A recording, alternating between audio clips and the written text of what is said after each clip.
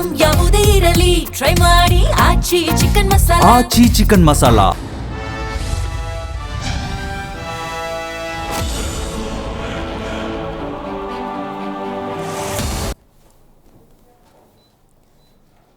ನಮಸ್ಕಾರ, ಜಿ ಸಂವಾದಕ್ಕೆ ಸ್ವಾಗತ. ರಾಜ್ಯದ 2 ಕ್ಷೇತ್ರಗಳ ಉಪಚುನಾವಣೆ, ಒಂದು ಬಾಗಲಕೋಟೆ, ಇನ್ನೊಂದು ದಾವಣಗೆರೆ ದಕ್ಷಿಣ ಕ್ಷೇತ್ರ. ಚುನಾವಣೆಯಲ್ಲಿ ಅಬ್ಬರದ ಪ್ರಚಾರ ಅನ್ನೋದು ಒಂದು ಕಡೆ ನಡೀತಾ ಇದೆ. ಮುಖ್ಯಮಂತ್ರಿ ಸಿದ್ದರಾಮಯ್ಯನವರು ಇರ್ಬೋದು, ಬಿಜೆಪಿ ಹಿರಿಯ ನಾಯಕ BS ಯಡಿಯೂರಪ್ಪನವರು ಇರ್ಬೋದು, ಕೇಂದ್ರ ಸಚಿವರಾಗಿರುವಂತಹ ಕುಮಾರಸ್ವಾಮಿ ಇರ್ಬೋದು, ಮಾಜಿ ಮುಖ್ಯಮಂತ್ರಿ ಬಸವರಾಜ ಬೊಮ್ಮಾಯಿ ಇವತ್ತು ಅಬ್ಬರದ ಚುನಾವಣಾ ಪ್ರಚಾರದಲ್ಲಿ ಭಾಗಿಯಾಗಿದ್ದಾರೆ. ತಮ್ಮದೇ ಆದಂತಹ ಪ್ರಯತ್ನಗಳು ಈಗ ಹೇಗಾಗ್ಬಿಟ್ಟಿದೆ ಅಂತ ಹೇಳಿದ್ರೆ, ಇದೊಂದು ಪ್ರತಿಷ್ಠೆಯ ಕಣ ಆಗಿರೋದ್ರಿಂದಾಗಿ ಆಡಳಿತ ಪಕ್ಷ ಕಾಂಗ್ರೆಸ್ ಆಡಳಿತವನ್ನು ನಡೆಸ್ತಾ ಇರೋದ್ರಿಂದಾಗಿ ಮತ್ತು ಆ 2 ಕ್ಷೇತ್ರಗಳು ಅವರದ್ದೇ ಆಗಿರೋದ್ರಿಂದಾಗಿ ಗೆಲ್ಲಲೇಬೇಕು ಅನ್ನುವಂಥದ್ದು. ಮಗದೊಂದು ಕಡೆ BJPಗೆ ಒಂದು ಹೊಸ ಬಲ ಬಂದಂತ ಕಾಣ್ತಾ ಇದೆ. ಹಾಗಾಗಿ ಈ 2 ಕ್ಷೇತ್ರಗಳನ್ನು ತಮ್ಮದಾಗಿಸ್ಕೊಳ್ತೇವೆ ಅನ್ನುವಂತಹ ಒಂದಷ್ಟು ಲೆಕ್ಕಾಚಾರದಲ್ಲಿ ಖಂಡಿತವಾಗ್ಲೂ BJP ಇದೆ. BJPಗೆ ದಳಪತಿಗಳ ಸಾಥ್ ಕೂಡ ಸಿಕ್ಕಿರುವಂಥದ್ದು. ಯಾಕಂದರೆ ಜಾತ್ಯತೀತ ನಿಲುವಿನ JDS ಈಗ BJP ಜೊತೆ ಸೇರಿರೋದು. ಅದೇ ಬಾಗಲಕೋಟೆಯಲ್ಲಿ ದಾವಣಗೆರೆ ದಕ್ಷಿಣ ಕ್ಷೇತ್ರದಲ್ಲಿ ಕೈ ಹಿಡಿಯಬಹುದು ಅನ್ನುವಂತಹ ಭರವಸೆಯ ನಡುವೆ BJP ತನ್ನದೇ ಆದಂತಹ ಪ್ರಯತ್ನವನ್ನು ಮಾಡ್ತಾ ಇದೆ. ಹಾಗಾಗಿ ಕಾಂಗ್ರೆಸ್ ಮತ್ತು BJP JDSನ ಈ ಒಂದು ಪ್ರಯತ್ನ ಯಾವ ರೀತಿ ಫಲ ಕೊಡುತ್ತೆ ಅನ್ನೋದನ್ನು ಮತದಾರ ಪ್ರಭುಗಳು ನಿರ್ಧಾರ ಮಾಡ್ತಾರೆ. ಇದರ ಬಗ್ಗೆ ಡೀಟೇಲ್ ಆಗಿ ಮಾತಾಡ್ತಾ ಹೋಗೋಣ. ನಾನು ದಿವ್ಯಶ್ರೀ.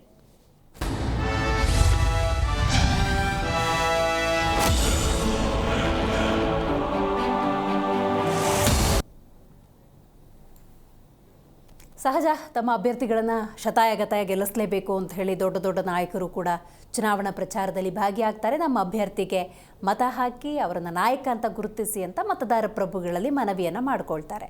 ಜೀ ಕನ್ನಡ ನ್ಯೂಸ್ ಈ ಮೂಲಕ ಏನು ಮನವಿಯನ್ನು ಮಾಡುತ್ತೆ ಅಂದರೆ, ನಿಮ್ಮ ಕ್ಷೇತ್ರವನ್ನು ಯಾರು ಅಭಿವೃದ್ಧಿ ಮಾಡ್ತಾರೆ ಅಂಥವರಿಗೆ ಮತ ನೀಡಿ. ಖಂಡಿತವಾಗಲೂ ಪ್ರತಿಯೊಂದು ಚುನಾವಣೆ ಕೂಡ ನಿರ್ಣಾಯಕವಾಗಿರುತ್ತೆ ಅನ್ನೋದನ್ನು ಹೇಳಬಹುದಷ್ಟೇ. ಯಾಕಂದರೆ ಅಂತಿಮವಾಗಿ ಆಯ್ಕೆ ಮಾಡೋರು ನೀವು. ಕೊನೆ ಕ್ಷಣದಲ್ಲಿ ಕಾವೇರಿದೆ ಉಪಚುನಾವಣೆಯ ಈ ಅಖಾಡದಲ್ಲಿ ಮಾಜಿ ಮುಖ್ಯಮಂತ್ರಿಗಳ ಅಬ್ಬರ ಬಹಳ ಜೋರಾಗಿತ್ತು. ಹೌದು, BS ಯಡಿಯೂರಪ್ಪನವರು, BJPಯ ಹಿರಿಯ ನಾಯಕರು, ಮಾಜಿ ಮುಖ್ಯಮಂತ್ರಿಗಳು ಬಸವರಾಜ ಬೊಮ್ಮಾಯಿ, ಹಾಲಿ ಸಂಸದರು, ಮಾಜಿ ಮುಖ್ಯಮಂತ್ರಿಗಳು, ಇನ್ನು ಮಾಜಿ ಮುಖ್ಯಮಂತ್ರಿಗಳು ಕೇಂದ್ರ ಸಚಿವರು HD ಕುಮಾರಸ್ವಾಮಿ, ಇನ್ನು ಹಾಲಿ ಮುಖ್ಯಮಂತ್ರಿ ಸಿದ್ದರಾಮಯ್ಯನವರು ತಮ್ಮ ಅಭ್ಯರ್ಥಿಯ ಪರವಾಗಿ ಚುನಾವಣಾ ಪ್ರಚಾರದಲ್ಲಿ ಭಾಗಿಯಾಗಿದ್ದಾರೆ. ಈ ಸಂದರ್ಭದಲ್ಲಿ HD ಕುಮಾರಸ್ವಾಮಿಯವರು ಹಲವು ವಿಚಾರಗಳನ್ನು ಪ್ರಸ್ತಾಪ ಮಾಡಿದ್ದಾರೆ. ಅದಕ್ಕೆ ಸಿದ್ದರಾಮಯ್ಯನವರು ಸುಮ್ಮನೆ ಕೂರುವಂತಹ ವ್ಯಕ್ತಿಯಲ್ಲ, ಅದಕ್ಕೆ ತಿರುಗೇಟನ್ನು ಕೂಡ ಕೊಟ್ಟಿದ್ದಾರೆ. CM ಹಾಗೂ ಯತೀಂದ್ರ ವಿರುದ್ಧ HD ಕುಮಾರಸ್ವಾಮಿ ತಮ್ಮ ಆಕ್ರೋಶವನ್ನು ಹೊರಹಾಕಿದ್ದಾರೆ. ಕೇಂದ್ರ ಸಚಿವ HD ಕುಮಾರಸ್ವಾಮಿಗೆ ಮಂತ್ರಿ ಶಾಸಕರು ತಿರುಗೇಟನ್ನು ಕೊಟ್ಟಿದ್ದಾರೆ. ಹೇಗಾಗ್ಬಿಟ್ಟಿದೆ ಅಂತ ಹೇಳಿದ್ರೆ, ಸೀನು ಸಮರ್ಥ್, ಮೇಟಿ ಮಠ ಜಿದ್ದಾಜಿದ್ದಿ ಅಂತ. ಅಂದರೆ ಶ್ರೀನಿವಾಸ್ ದಾಸಕರಿಯಪ್ಪ, ಸಮರ್ಥ ಶಾಮನೂರು, ಮಗದೊಂದು ಕಡೆ ಉಮೇಶ್ ಮೇಟಿ, ವೀರಣ್ಣ ಚರಂತಿಮಠ್ ನಡುವಿನ ಜಿದ್ದಾಜಿದ್ದಿಯಾಗಿ ಇದು ಉಳ್ಕೊಂಡಿಲ್ಲ. ದೊಡ್ಡ ದೊಡ್ಡ ನಾಯಕರ ಚುನಾವಣೆಯಾಗಿ ಮಾರ್ಪಟ್ಟಿರುವುದರಿಂದಾಗಿ ಒಂದಷ್ಟು ಕುತೂಹಲ ಖಂಡಿತವಾಗ್ಲೂ ಇದ್ದೇ ಇದೆ. ಬಟ್ ಇಲ್ಲಿ ರಾಜಕೀಯ ಲೆಕ್ಕಾಚಾರಗಳನ್ನು ಗಮನಿಸಲೇಬೇಕಾಗತ್ತೆ.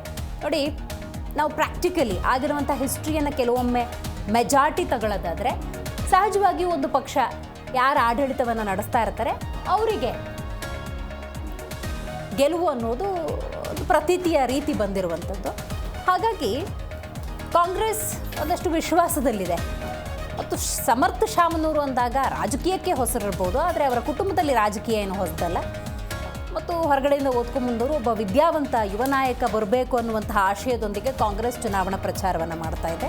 ಹಾಗೆಯೇ ನಾವು ಬಾಗಲಕೋಟೆ ವಿಚಾರಕ್ಕೆ ಬರೋದಾದರೆ, ಮೇಟಿ ಕುಟುಂಬದ ಕುಡಿ ಉಮೇಶ್ ಮೇಟಿಯವರು ಈಗಾಗಲೇ ಜನಪರ ಕಾರ್ಯಗಳ ಮೂಲಕ ಜನಸಾಮಾನ್ಯರನ್ನು ಸೆಳೆದಿದ್ದಾರೆ. ಮೇಟಿಯವರ ಕೊಡುಗೆ ಅಪಾರ. ಹಾಗಾಗಿ ಅನುಕಂಪದ ಅಲೆಯಲ್ಲಿ ಮತ್ತು ಒಂದು ಅವಕಾಶವನ್ನು ಉಮೇಶ್ ಮೇಟಿಯವರು ಕೊಟ್ಟರೆ ಆ ಕ್ಷೇತ್ರವನ್ನು ಇನ್ನೂ ದೊಡ್ಡ ಮಟ್ಟಕ್ಕೆ ತಗೊಂಡು ಹೋಗ್ತಾರೆ ಅನ್ನುವಂಥ ಲೆಕ್ಕಾಚಾರದಲ್ಲಿ ಕಾಂಗ್ರೆಸ್ ಪ್ರಚಾರವನ್ನು ಮಾಡ್ತಾ ಇದೆ. BJP ವಿಚಾರಕ್ಕೆ ಬರೋಣ. ಒಬ್ಬ ಸಾಮಾನ್ಯ ಕಾರ್ಯಕರ್ತನನ್ನು ಕಣದಲ್ಲಿ ಇಳಿಸಿದ್ದೀವಿ, ಅವ್ರನ್ನ ಗೆಲ್ಲಿಸೋದು ಅಥವಾ ಬಿಡೋದು ನಿಮ್ಮ ಕೈಲಿದೆ ಅನ್ನುವಂಥ ವಿಚಾರವನ್ನು ಪ್ರಸ್ತಾಪ ಮಾಡಿದ್ದಾರೆ. ಅಂತೆಯೇ ದೊಡ್ಡ ಮಟ್ಟದ ಚುನಾವಣಾ ಪ್ರಚಾರ ದಾವಣಗೆರೆ ದಕ್ಷಿಣ ಕ್ಷೇತ್ರದಲ್ಲಿದೆ. ಇನ್ನು ಅಲ್ಲಿರುವಂಥ ಅಲ್ಪಸಂಖ್ಯಾತ ಮತಗಳು ಅಫ್ಕೋರ್ಸ್ 75,000 ರಿಂದ 85,000 ಅಂತ ಅಂದ್ಕೊಂಡ್ರೂ ಕೂಡ BJP ಅಂದಾಗ ಆ ಅಲೆ ಇರಲಿಲ್ಲ. ಅಂದರೆ ಅಲ್ಪಸಂಖ್ಯಾತರು ಅಂದಾಗ BJPಗೆ ದೂರ ಅನ್ನುವಂಥ ವಾತಾವರಣದ ನಡುವೆ BJPಗೊಂದು ಬಲ ಯಾವುದಪ್ಪ ಈಗ ಅಂದರೆ, ನೋಡಿ ದೃಶ್ಯದಲ್ಲಿ ಗಮನಿಸ್ತಾ ಇದ್ದೀರಿ, HD ಕುಮಾರಸ್ವಾಮಿಯವರು ಅಂದರೆ ಜಾತ್ಯತೀತ ನಿಲುವಿನ JDS ಜೊತೆಗಿರೋದ್ರಿಂದಾಗಿ ಆ ಮತಗಳನ್ನು ಸೆಳೆಯಬಹುದು ಅನ್ನುವಂಥ ಸಹಜ ಲೆಕ್ಕಾಚಾರ. ಇಲ್ಲಿ ಹೆಂಗೆ ಪ್ಲಸ್ ಮಾಡ್ಕೊಳಕ್ಕೆ ಹೊರಟಿದ್ದಾರೆ ಅಂತ ನೋಡೋದಾದರೆ ಅಫ್ಕೋರ್ಸ್ ಸಾದಿಕ್ ಪೈಲ್ವಾನ್ ಅವ್ರಿಗೆ ಟಿಕೆಟ್ ಲಭ್ಯವಾಗಲಿಲ್ಲ. ಸ್ಥಳೀಯ ಮಟ್ಟದಲ್ಲೊಂದು ಆಕ್ರೋಶ ವ್ಯಕ್ತವಾಯಿತು. ಆ ಆಕ್ರೋಶವನ್ನು ಎನ್ಕ್ಯಾಶ್ ಮಾಡಿಕೊಳ್ಳುವ ಎಲ್ಲ ಪ್ರಯತ್ನದಲ್ಲಿ BJP ಇದೆ. ಇನ್ನು ಬಾಗಲಕೋಟೆಗೆ ಬರೋದಾದರೆ ಅಲ್ಲಿ ವೀರಣ್ಣ ಚರಂತಿಮಠ್ ಕಳೆದ ಬಾರಿ ಸೋತಿದ್ದಾರೆ ಇರಬಹುದು, ಆದರೆ 5,900 ಮತಗಳು ಅಂದರೆ 5,800 ಚಿಲ್ಲರೆ. ಹಾಗಾಗಿ ಅವರು ಶಾಸಕರಾಗಿದ್ದ ಸಂದರ್ಭದಲ್ಲಿ ಅವರು ಮಾಡಿದಂಥ ಅಂದರೆ ವೀರಣ್ಣ ಚರಂತಿಮಠ ಮಾಡಿದ ಕೆಲಸಗಳು ಈ ಸತಿ ಡೆಫಿನೆಟ್ಲಿ ಕೈ ಹಿಡಿಯುತ್ತೆ. ಯಾಕಂದರೆ ಮೇಟಿಯವರು ಆ ಕ್ಷೇತ್ರಕ್ಕೆ ಏನು ಕೊಡುಗೆ ಕೊಟ್ಟಿದ್ದಾರೆ ಅಂತ ವಿಶೇಷವಾಗಿ ಹೇಳಬೇಕಾಗಿಲ್ಲ. ಮತ್ತು ಅಂತಹ ಅಭಿವೃದ್ಧಿಯನ್ನು 2.25 ವರ್ಷದಲ್ಲಿ ಬಾಗಲಕೋಟೆಯನ್ನು ಕಂಡಿಲ್ಲ. ನಮಗೊಂದು ಅವಕಾಶ ಕೊಡಿ ಎನ್ನುವಂತಹ ಒಂದು ಬೇಡಿಕೆ. ನೋಡಿ ಎಂತೆಂಥ ಘಟಾನುಘಟಿ ನಾಯಕರು ಭಾಗಿಯಾಗಿದ್ದಾರೆ, ಚುನಾವಣಾ ಪ್ರಚಾರದಲ್ಲಿ ಭಾಗಿಯಾಗಿದ್ದಾರೆ ಅನ್ನೋದನ್ನು ನೋಡಬಹುದು. BJP ಮತ್ತು JDS ಇಲ್ಲಿ ಯಾವ ಸಂದೇಶ ಕೊಡ್ತಿದ್ದಾರೆ ಅಂದರೆ ಒಂದು ಅರ್ಥ ಮಾಡ್ಕೋಬೇಕು. ಒಂದು ಪಕ್ಷ ಆಡಳಿತವನ್ನು ನಡೆಸ್ತಾ ಇರುತ್ತೆ, ಅವರಿಗೆ ಗೆಲುವು ಅಂತಾರಲ್ಲ ಅದನ್ನು ಬ್ರೇಕ್ ಮಾಡ್ತೀವಿ ಅಂತ ಹೇಳ್ತಾರೆ. ಹಾಗಾಗಿ ಅದು 9ನೇ ತಾರೀಕು ನಡೆಯುವ ಚುನಾವಣೆಯ ನಂತರದ ಸಂದರ್ಭದಲ್ಲಿ ಗೊತ್ತಾಗುತ್ತೆ.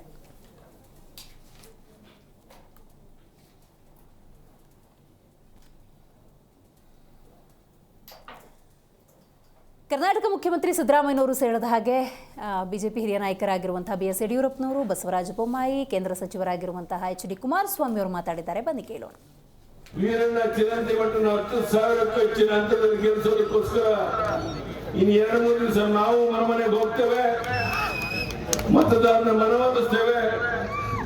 ಈ ನಂಬಿಕೆ ದ್ರೋಹ, ವಿಶ್ವಾಸ ದ್ರೋಹ ಮಾಡ್ತಿರುವಂತ ಕಾಂಗ್ರೆಸ್ ಪಕ್ಷಕ್ಕೆ ಪಾಠವನ್ನು ಕಲಿಸ್ತೇವೆ ಅನ್ನೋದು ತೀರ್ಮಾನವನ್ನು ನೀವು ಮಾಡಿದ್ರೆ ಬದಲಾವಣೆ ಆಗುತ್ತೆ, ಕ್ರಾಂತಿಕಾರಿ ಬದಲಾವಣೆ ಆಗುತ್ತೆ. ದೊಡ್ಡ ಸಂಖ್ಯೆಯಲ್ಲಿ ತಾವು ಸೇರ್ತೀರಾ ಅಂತ, ಇಷ್ಟು ದೊಡ್ಡ ಪ್ರಮಾಣದಲ್ಲಿ ತಾವು ಸೇರೋದನ್ನು ನೋಡಿದಾಗ ಒಂದು ಬದಲಾವಣೆಯ ಗಾಳಿ ಬಾಗಲಕೋಟೆಯಲ್ಲಿ ಬೀಸ್ತಾ ಇದೆ ಅನ್ನೋದು ಸ್ಪಷ್ಟ ಆಗುತ್ತೆ. ಇನ್ನು 2 ದಿವಸ ಮಾತ್ರ ಪ್ರಚಾರ. ಈ 2-3 ದಿನ ತಾವೆಲ್ಲ ಮನಸ್ಸು ಮಾಡಿ ಮತದಾರನ ಮನವೊಲಿಸಿ ಇನ್ನೊಮ್ಮೆ ಚುನಾವಣೆಗೆ ನಿಲ್ತೀವಿ ಅನ್ನೋ ಧೈರ್ಯವನ್ನು ಕಾಂಗ್ರೆಸ್ನವರು ಮಾಡಬಾರದು. ಆ ರೀತಿ ಪಾಠವನ್ನು ಕಲಿಸಿ ಆ ಕೆಲಸವನ್ನ ನೀವು ಮಾಡ್ತೀರ ಅನ್ನೋದ ವಿಶ್ವಾಸ ನನಗಿದೆ. ನಾನು ಹೆಚ್ಚು ಮಾತಾಡಕ್ ಹೋಗುದಿಲ್ಲ. ಇವತ್ತು ನಂಬಿಕೆ ದ್ರೋಹ, ವಿಶ್ವಾಸ ದ್ರೋಹ ಮಾಡುವಂತ ಕಾಂಗ್ರೆಸ್ ಪಕ್ಷವನ್ನ ನಂಬಕ್ಕೆ ಸಾಧ್ಯ ಇಲ್ಲ ಅನ್ನೋದು ಮನವರಿಕೆ ಆಗಿದೆ. ಇವತ್ತು ಅಪ್ಪರ್ ಕೃಷ್ಣ ಯೋಜನೆ ಹಣ ಇವತ್ತು ಇಷ್ಟು ದೊಡ್ಡ ಮೊತ್ತ ಖರ್ಚು ಮಾಡುವಂತ ಪರಿಸ್ಥಿತಿ ಬಂದಿದ್ರೆ, ಅದರ ಕಾಸ್ಟ್ ಹೆಚ್ಚಾಗಿದ್ರೆ ಅದಕ್ಕೆ ನೇರವಾಗಿ ಕಾಂಗ್ರೆಸ್ ಸರ್ಕಾರ ಬಚಾವ ತಾವಾಡಾಗಿ ಬರೀ DPR ಮಾಡಕ್ 14 ವರ್ಷ ತಗೊಂಡಿದ್ದಾರೆ ಇವರು. 14 ವರ್ಷ ಈ ಭಾಗದ ಜನರಿಗೆ ಮೋಸವನ್ನು ಮಾಡ್ಕೊಂಡು ಬಂದಿದ್ದಾರೆ, ಸುಳ್ಳನ್ನು ಹೇಳ್ಕೊಂಡು ಬಂದಿದ್ದಾರೆ. ಗ್ಯಾರಂಟಿ ಅಂತಾರೆ, ಸ್ತ್ರೀಗಳಿಗೆ, ಹೆಣ್ಣು ಮಕ್ಕಳಿಗೆ ಗ್ಯಾರಂಟಿ ಅಂತಾರೆ. ನಾನು ಇಷ್ಟೇ ಹೇಳಿಸ್ತೀನಿ, ಮುಖ್ಯಮಂತ್ರಿಗಳೇ, ನಮ್ಮ ತಾಯಿಯಂದರಿಗೆ ಅವರ ಸುರಕ್ಷತೆಗೆ ತಾವು ಗ್ಯಾರಂಟಿಯನ್ನು ಕೊಡ್ತೀರಾ? ನಮ್ಮ ಹೆಣ್ಣುಮಕ್ಕಳು ಶಾಲೆ ಕಳೆಯಕ್ಕೆ ಹೋದ್ರೆ, ಹೆಣ್ಮಕ್ಳು ಕೆಲಸಕ್ಕೆ ಹೋದ್ರೆ ಅವರು ಸುರಕ್ಷಿತವಾಗಿ ನಮ್ಮ ಮನೆಗೆ ಬರ್ತಾರೆ ಅನ್ನುವಂಥ ಗ್ಯಾರಂಟಿ ನಿಮ್ಮ ಸರ್ಕಾರ ಕೊಟ್ಟಿಲ್ಲ, ನಿಮ್ಮ ಕೈಯಲ್ಲಿ ಅಧಿಕಾರ ಕೊಟ್ಟಿದೆ. ಎಸ್, ನಮಗೆ ಕಾನ್ಫಿಡೆನ್ಸ್ ಇಂಪ್ರೂವ್ ಆಗಿದೆ. ಇಲ್ಲಿ 100ಕ್ಕೆ 100 ಗೆಲ್ತೀವಿ. BJP ಅವರು ಇಂಟೆಲಿಜೆನ್ಸ್ ಮಾಹಿತಿ ಬಂದಿದೆ, BJP 2 ಗೆಲ್ಲುತ್ತೆ ಅಂತ ಹೇಳಿದ್ರು ವಿಜೇಂದ್ರ ಅವರು. BJP 2 ಕಡೆ ಗೆಲ್ಲುತ್ತೆ, ಇಂಟೆಲಿಜೆನ್ಸ್ ಸೋಲ್ತೀವಿ ಅಂತ ಹೇಳ್ತಾರ, ಸೋಲ್ತೀವಿ ಅಂತ ಹೇಳ್ತಾರ ಅವರು ಅಂತ ಹೇಳ್ತಾರೆ ಸರ್. 2 ಕ್ಷೇತ್ರ ಈಗ BJPಯವರು ಏನೇ ಹೇಳಿದ್ರು ಕೂಡ ಜನ ನಮ್ಮ ಗ್ಯಾರಂಟಿ ಯೋಜನೆಗಳನ್ನು ಮೆಚ್ಕೊಂಡಿದ್ದಾರೆ. ಗ್ಯಾರಂಟಿ ಯೋಜನೆಗಳು ಈ ಸಾರಿ ಜನ ಓಟ್ ಹಾಕ್ತಾರೆ, ಗೊತ್ತಾಯ್ತಾ? ಅವರು ಸಂವಿಧಾನ ವಿರೋಧಿಗಳು, ಬಡವರ ವಿರೋಧಿಗಳು, ದಲಿತರ ವಿರೋಧಿಗಳು. ಹೆಂಗೆ ಅವ್ರಿಗೆ ಓಟ್ ಹಾಕ್ತಾರೆ? ಮಹಿಳೆಯರ ವಿರೋಧಿಗಳು. ಗ್ಯಾರಂಟಿಗಳು ಬಿಟ್ಟರೆ ಬೇರೆ ಏನಿಲ್ಲ ಅವರಿಗೆ ಓಟ್ ಕೇಳೋದಕ್ಕೆ. ಅವ್ರಿಗೇನಿದೆ? ಅವ್ರು ಯಾವ ಆಧಾರದ ಮೇಲೆ ಓಟ್ ಕೇಳ್ತಾ ಇದ್ದಾರೆ? ಯಾವ ಆಧಾರದ ಮೇಲೆ ಓಟ್ ಕೇಳ್ತಾ ಇದ್ದಾರೆ? ಆಯ್ತಪ್ಪ, ನಮಗೆ ಅವ್ರಿಗೆ ಹೇಳ್ತಾರೆ, ಅವ್ರಿಗೇನು ಏನು ಹೇಳ್ತಾರೆ? 9 ವರ್ಷ ಸರ್ಕಾರ ಮಾಡಿದ್ದಾರೆ ಕರ್ನಾಟಕದಲ್ಲಿ. 9 ವರ್ಷ ಸರ್ಕಾರ ಮಾಡಿದ್ದಾರೆ. ಏನು ಮಾಡಿದ್ದೀವಿ ಅಂತ ಹೇಳ್ತಾರೆ ಕರ್ನಾಟಕದಲ್ಲಿ? ಏನು ಮಾಡಿದ್ದಾರೆ ಅಂತ ಹೇಳ್ತಾರೆ? ಸುಮ್ಮನೆ ಏನೋ ಹೇಳ್ತಾರೆ ಅವರು.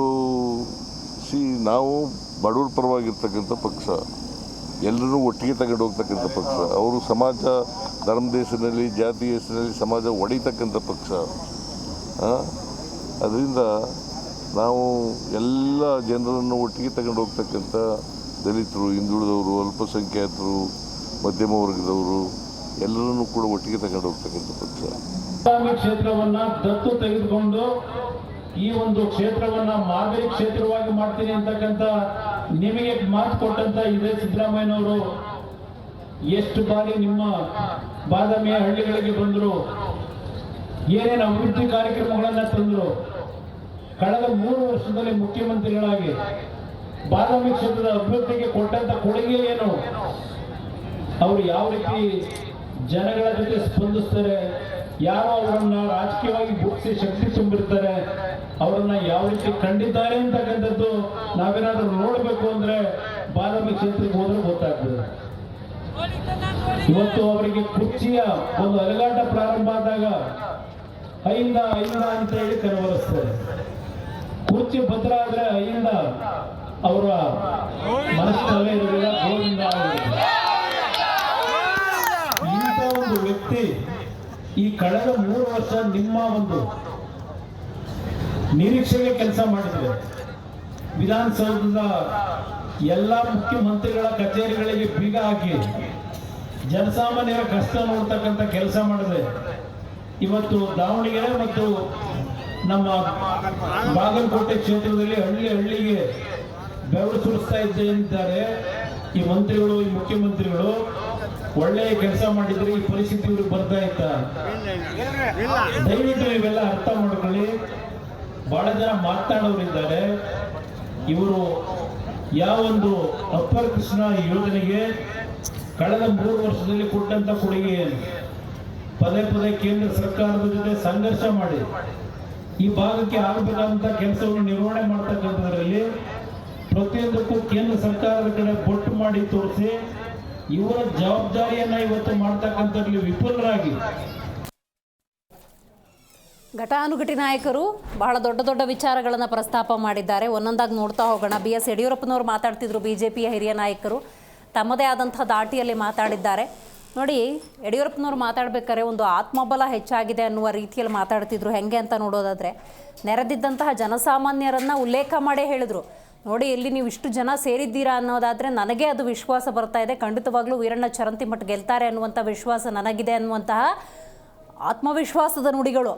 BS ಯಡಿಯೂರಪ್ಪನವ್ರ ಹಿಂದೆ ಹೆಂಗೆ ಅಂತ ಹೇಳಿದ್ರೆ, ಅವ್ರು ಏನು ಡಿಜಿಟ್ ಹೇಳ್ತಾ ಇದ್ರು ಅಂತಹ ಸೀಟ್ಗಳು ಬರ್ತಾ ಇದ್ದಂಥ ಕಾಲ ಒಂದಿತ್ತು. ಹಾಗಾಗಿ ಸ್ವತಃ BS ಯಡಿಯೂರಪ್ಪನವರು ಈ ಬಾರಿ ಚುನಾವಣಾ ಅಖಾಡದಲ್ಲಿದ್ದಾರೆ, ಚುನಾವಣಾ ಪ್ರಚಾರದಲ್ಲಿ ಭಾಗಿಯಾಗಿದ್ದಾರೆ. ಕುತೂಹಲ ಖಂಡಿತವಾಗ್ಲೂ ಇದ್ದೇ ಇದೆ ಬಾಗಲಕೋಟೆ, ದಾವಣಗೆರೆ ದಕ್ಷಿಣ ಕ್ಷೇತ್ರಕ್ಕೆ ಸಂಬಂಧಪಟ್ಟಂತೆ. ಇನ್ನು ಬಸವರಾಜ ಬೊಮ್ಮಾಯಿಯವರು ಮಾತಾಡ್ತಾ ಇದ್ರು. ಆ ಸಂದರ್ಭದಲ್ಲಿ ಹಲವು ವಿಚಾರಗಳನ್ನು ಪ್ರಸ್ತಾಪ ಮಾಡಿದ್ದಾರೆ. ಬಹಳ ಮುಖ್ಯವಾಗಿ ಅವರು ಉಲ್ಲೇಖ ಮಾಡಿದ್ನ ಹೈಲೈಟ್ ಮಾಡೋದಾದರೆ, ಹೆಣ್ಣು ಮಕ್ಕಳಿಗೆ ಸುರಕ್ಷತೆಯನ್ನು ಈ ಕಾಂಗ್ರೆಸ್ ಕೊಟ್ಟಿಲ್ಲ ಅಂತ ಹೇಳಿದ್ರು. ಅದಕ್ಕೊಂದು ಕ್ಲಾರಿಫಿಕೇಷನನ್ನು ಪಡ್ಕೊಳ್ಳೋಣ ಯಾವ ರೀತಿ ಅನ್ನುವಂಥ ನಿಟ್ಟಿನಲ್ಲಿ. ಇನ್ನು ಬಾಗಲಕೋಟೆ ಜನಕ್ಕೆ ಸೇರಿದ ಹಾಗೆ ಕರ್ನಾಟಕದ ಜನಕ್ಕೆ ಗ್ಯಾರಂಟಿ ಹೆಸರಲ್ಲಿ ಮೋಸ ಮಾಡಿದ್ದಾರೆ ಅಂತ ಮಾಜಿ ಮುಖ್ಯಮಂತ್ರಿಗಳು ಬಸವರಾಜ ಬೊಮ್ಮಾಯಿಯವರು ಉಲ್ಲೇಖ ಮಾಡಿದ್ದಾರೆ. ಹೇಗೆ ಏನು ಎತ್ತ ಅದನ್ನು ಕೂಡ ಕ್ಲಾರಿಟಿಯನ್ನು ಪಡ್ಕೊಳ್ತಾ ಹೋಗೋಣ. ಇನ್ನು ಸಿದ್ದರಾಮಯ್ಯನವರು ಮಾತಾಡೋ ಸಂದರ್ಭದಲ್ಲಿ ಕೆಲವೊಂದು ವಿಚಾರಗಳನ್ನು ಪ್ರಸ್ತಾಪ ಮಾಡಿದ್ರು. ಏನು BJP ಏನು ಅಂತ ಹೇಳಿದ್ರೆ, ಮಹಿಳಾ, ಸಂವಿಧಾನ, ಬಡ, ದಲಿತರ ವಿರೋಧಿ ಪಕ್ಷ ಇದು. ಇದನ್ನು ನಂಬೋದಷ್ಟು ಸುಲಭ ಅಲ್ಲ, ನಂಬಿದರೆ ಕೆಟ್ರಿ ಅನ್ನುವಂಥ ಸ್ಪಷ್ಟ ಸಂದೇಶವನ್ನು ಕರ್ನಾಟಕ ಮುಖ್ಯಮಂತ್ರಿ ಸಿದ್ದರಾಮಯ್ಯನವರು ರವಾನೆ ಮಾಡಿದ್ದಾರೆ. ಇನ್ನು ಮಾಧ್ಯಮದವರು ಒಂದಷ್ಟು ಪ್ರಶ್ನೆಗಳನ್ನು ಕೇಳ್ತಾ ಇದ್ರು. ಏನದು? ಇಂಟೆಲಿಜೆನ್ಸ್ ರಿಪೋರ್ಟ್ ಇದೆಯಂತೆ BJPಯವ್ರಿಗೆ, ಗೆಲುವು ಅವ್ರದ್ದೇ ಅಂತ. ಅದನ್ನು ಸುತಾರಾಮ್ ಮುಖ್ಯಮಂತ್ರಿ ಸಿದ್ದರಾಮಯ್ಯನವರು ಒಪ್ಪಿಕೊಳ್ಳಿಲ್ಲ. ಏನು ಅವ್ರ ಪ್ರತಿಕ್ರಿಯೆ ಕೇಳಿದಾಗ ನಾವು ಸೋಲ್ತೀವಿ ಅಂತ ಹೇಳ್ತಾರಾ? ನೋ, ಗೆಲುವು ಅಂತಲೇ ಹೇಳಬೇಕು. ಆ್ಯಂಡ್ ಮೋರ್ ಓವರ್ ಗೆಲುವು ನಮ್ಮದು ಅನ್ನುವಂಥ ವಿಶ್ವಾಸವನ್ನು ವ್ಯಕ್ತಪಡಿಸಿದ್ದಾರೆ. ಇನ್ನು ಕುಮಾರಸ್ವಾಮಿ ಅವರು ಮಾತಾಡೋ ಸಂದರ್ಭದಲ್ಲಿ ಪ್ರಮುಖ ವಿಚಾರಗಳನ್ನು ಉಲ್ಲೇಖ ಮಾಡಿದ್ರು. ಏನದು? ಕುರ್ಚಿ ಅಲುಗಾಟ ಶುರುವಾಗಿದೆ, ಆ ಕುರ್ಚಿ ಉಳಿಸ್ಕೋಬೇಕಾಗಿದೆ, ಇದರ ನಡುವೆ ಈ ಚುನಾವಣೆ ಅಂತ ಹೇಳಿ. ಇನ್ನು ಎಲ್ಲ ಕಚೇರಿಗಳಿಗೆ ಬೀಗ ಹಾಕಿದ್ದಾರಂತೆ. ಒಂದು ರಿಯಾಲಿಟಿ ಚೆಕ್ ಕೂಡ ಮಾಡಬೇಕಾಗಿದೆ, ಯಾವ ಕಚೇರಿಗೆ ಎಲ್ಲಿ ಬೀಗ ಹಾಕಿದ್ದಾರೆ ಅಂತ. ಸೊ ಕೇಂದ್ರ ಸಚಿವರು ಈ ವಿಚಾರವನ್ನು ಉಲ್ಲೇಖ ಮಾಡಿರೋದ್ರಿಂದಾಗಿ ಅದಕ್ಕೂ ಕೂಡ ಕ್ಲಾರಿಫಿಕೇಷನನ್ನು ಪಡ್ಕೊಳ್ಳೋಣ. ಯಾಕಂದರೆ ಸರ್ಕಾರದ ಆಡಳಿತ ಸರಿಯಾಗಿಲ್ಲ ಅನ್ನುವಂಥ ನೇರ ಆರೋಪಕ್ಕೆ ಒಂದಷ್ಟು ಉತ್ತರವನ್ನು ಪಡ್ಕೊಳ್ಬೇಕು. ಈಗ ಸಿದ್ದರಾಮಯ್ಯವ್ರು ಮಾತಾಡೋ ಸಂದರ್ಭದಲ್ಲಿ ಇನ್ನೊಂದು ಉಲ್ಲೇಖ ಮಾಡಿದ್ರು. ಏನದು? 9 ವರ್ಷ BJP ಅವರು ಆಡಳಿತ ನಡೆಸಿದ್ರಲ್ಲ, ಏನು ಮಾಡಿದಾರೆ ಅವರು? ಯಾವ ಯೋಜನೆಯ ಹೆಸರಲ್ಲಿ ಅವ್ರು ಮತ ಕೇಳ್ತಾರೆ ಅಂತ ಪ್ರಶ್ನೆ ಮಾಡಿದ್ದಾರೆ. ಸೊ ಅದಕ್ಕೂ ಕೂಡ ನಾವು ಉತ್ತರವನ್ನು ಪಡೆದುಕೊಳ್ತಾ ಹೋಗೋಣ.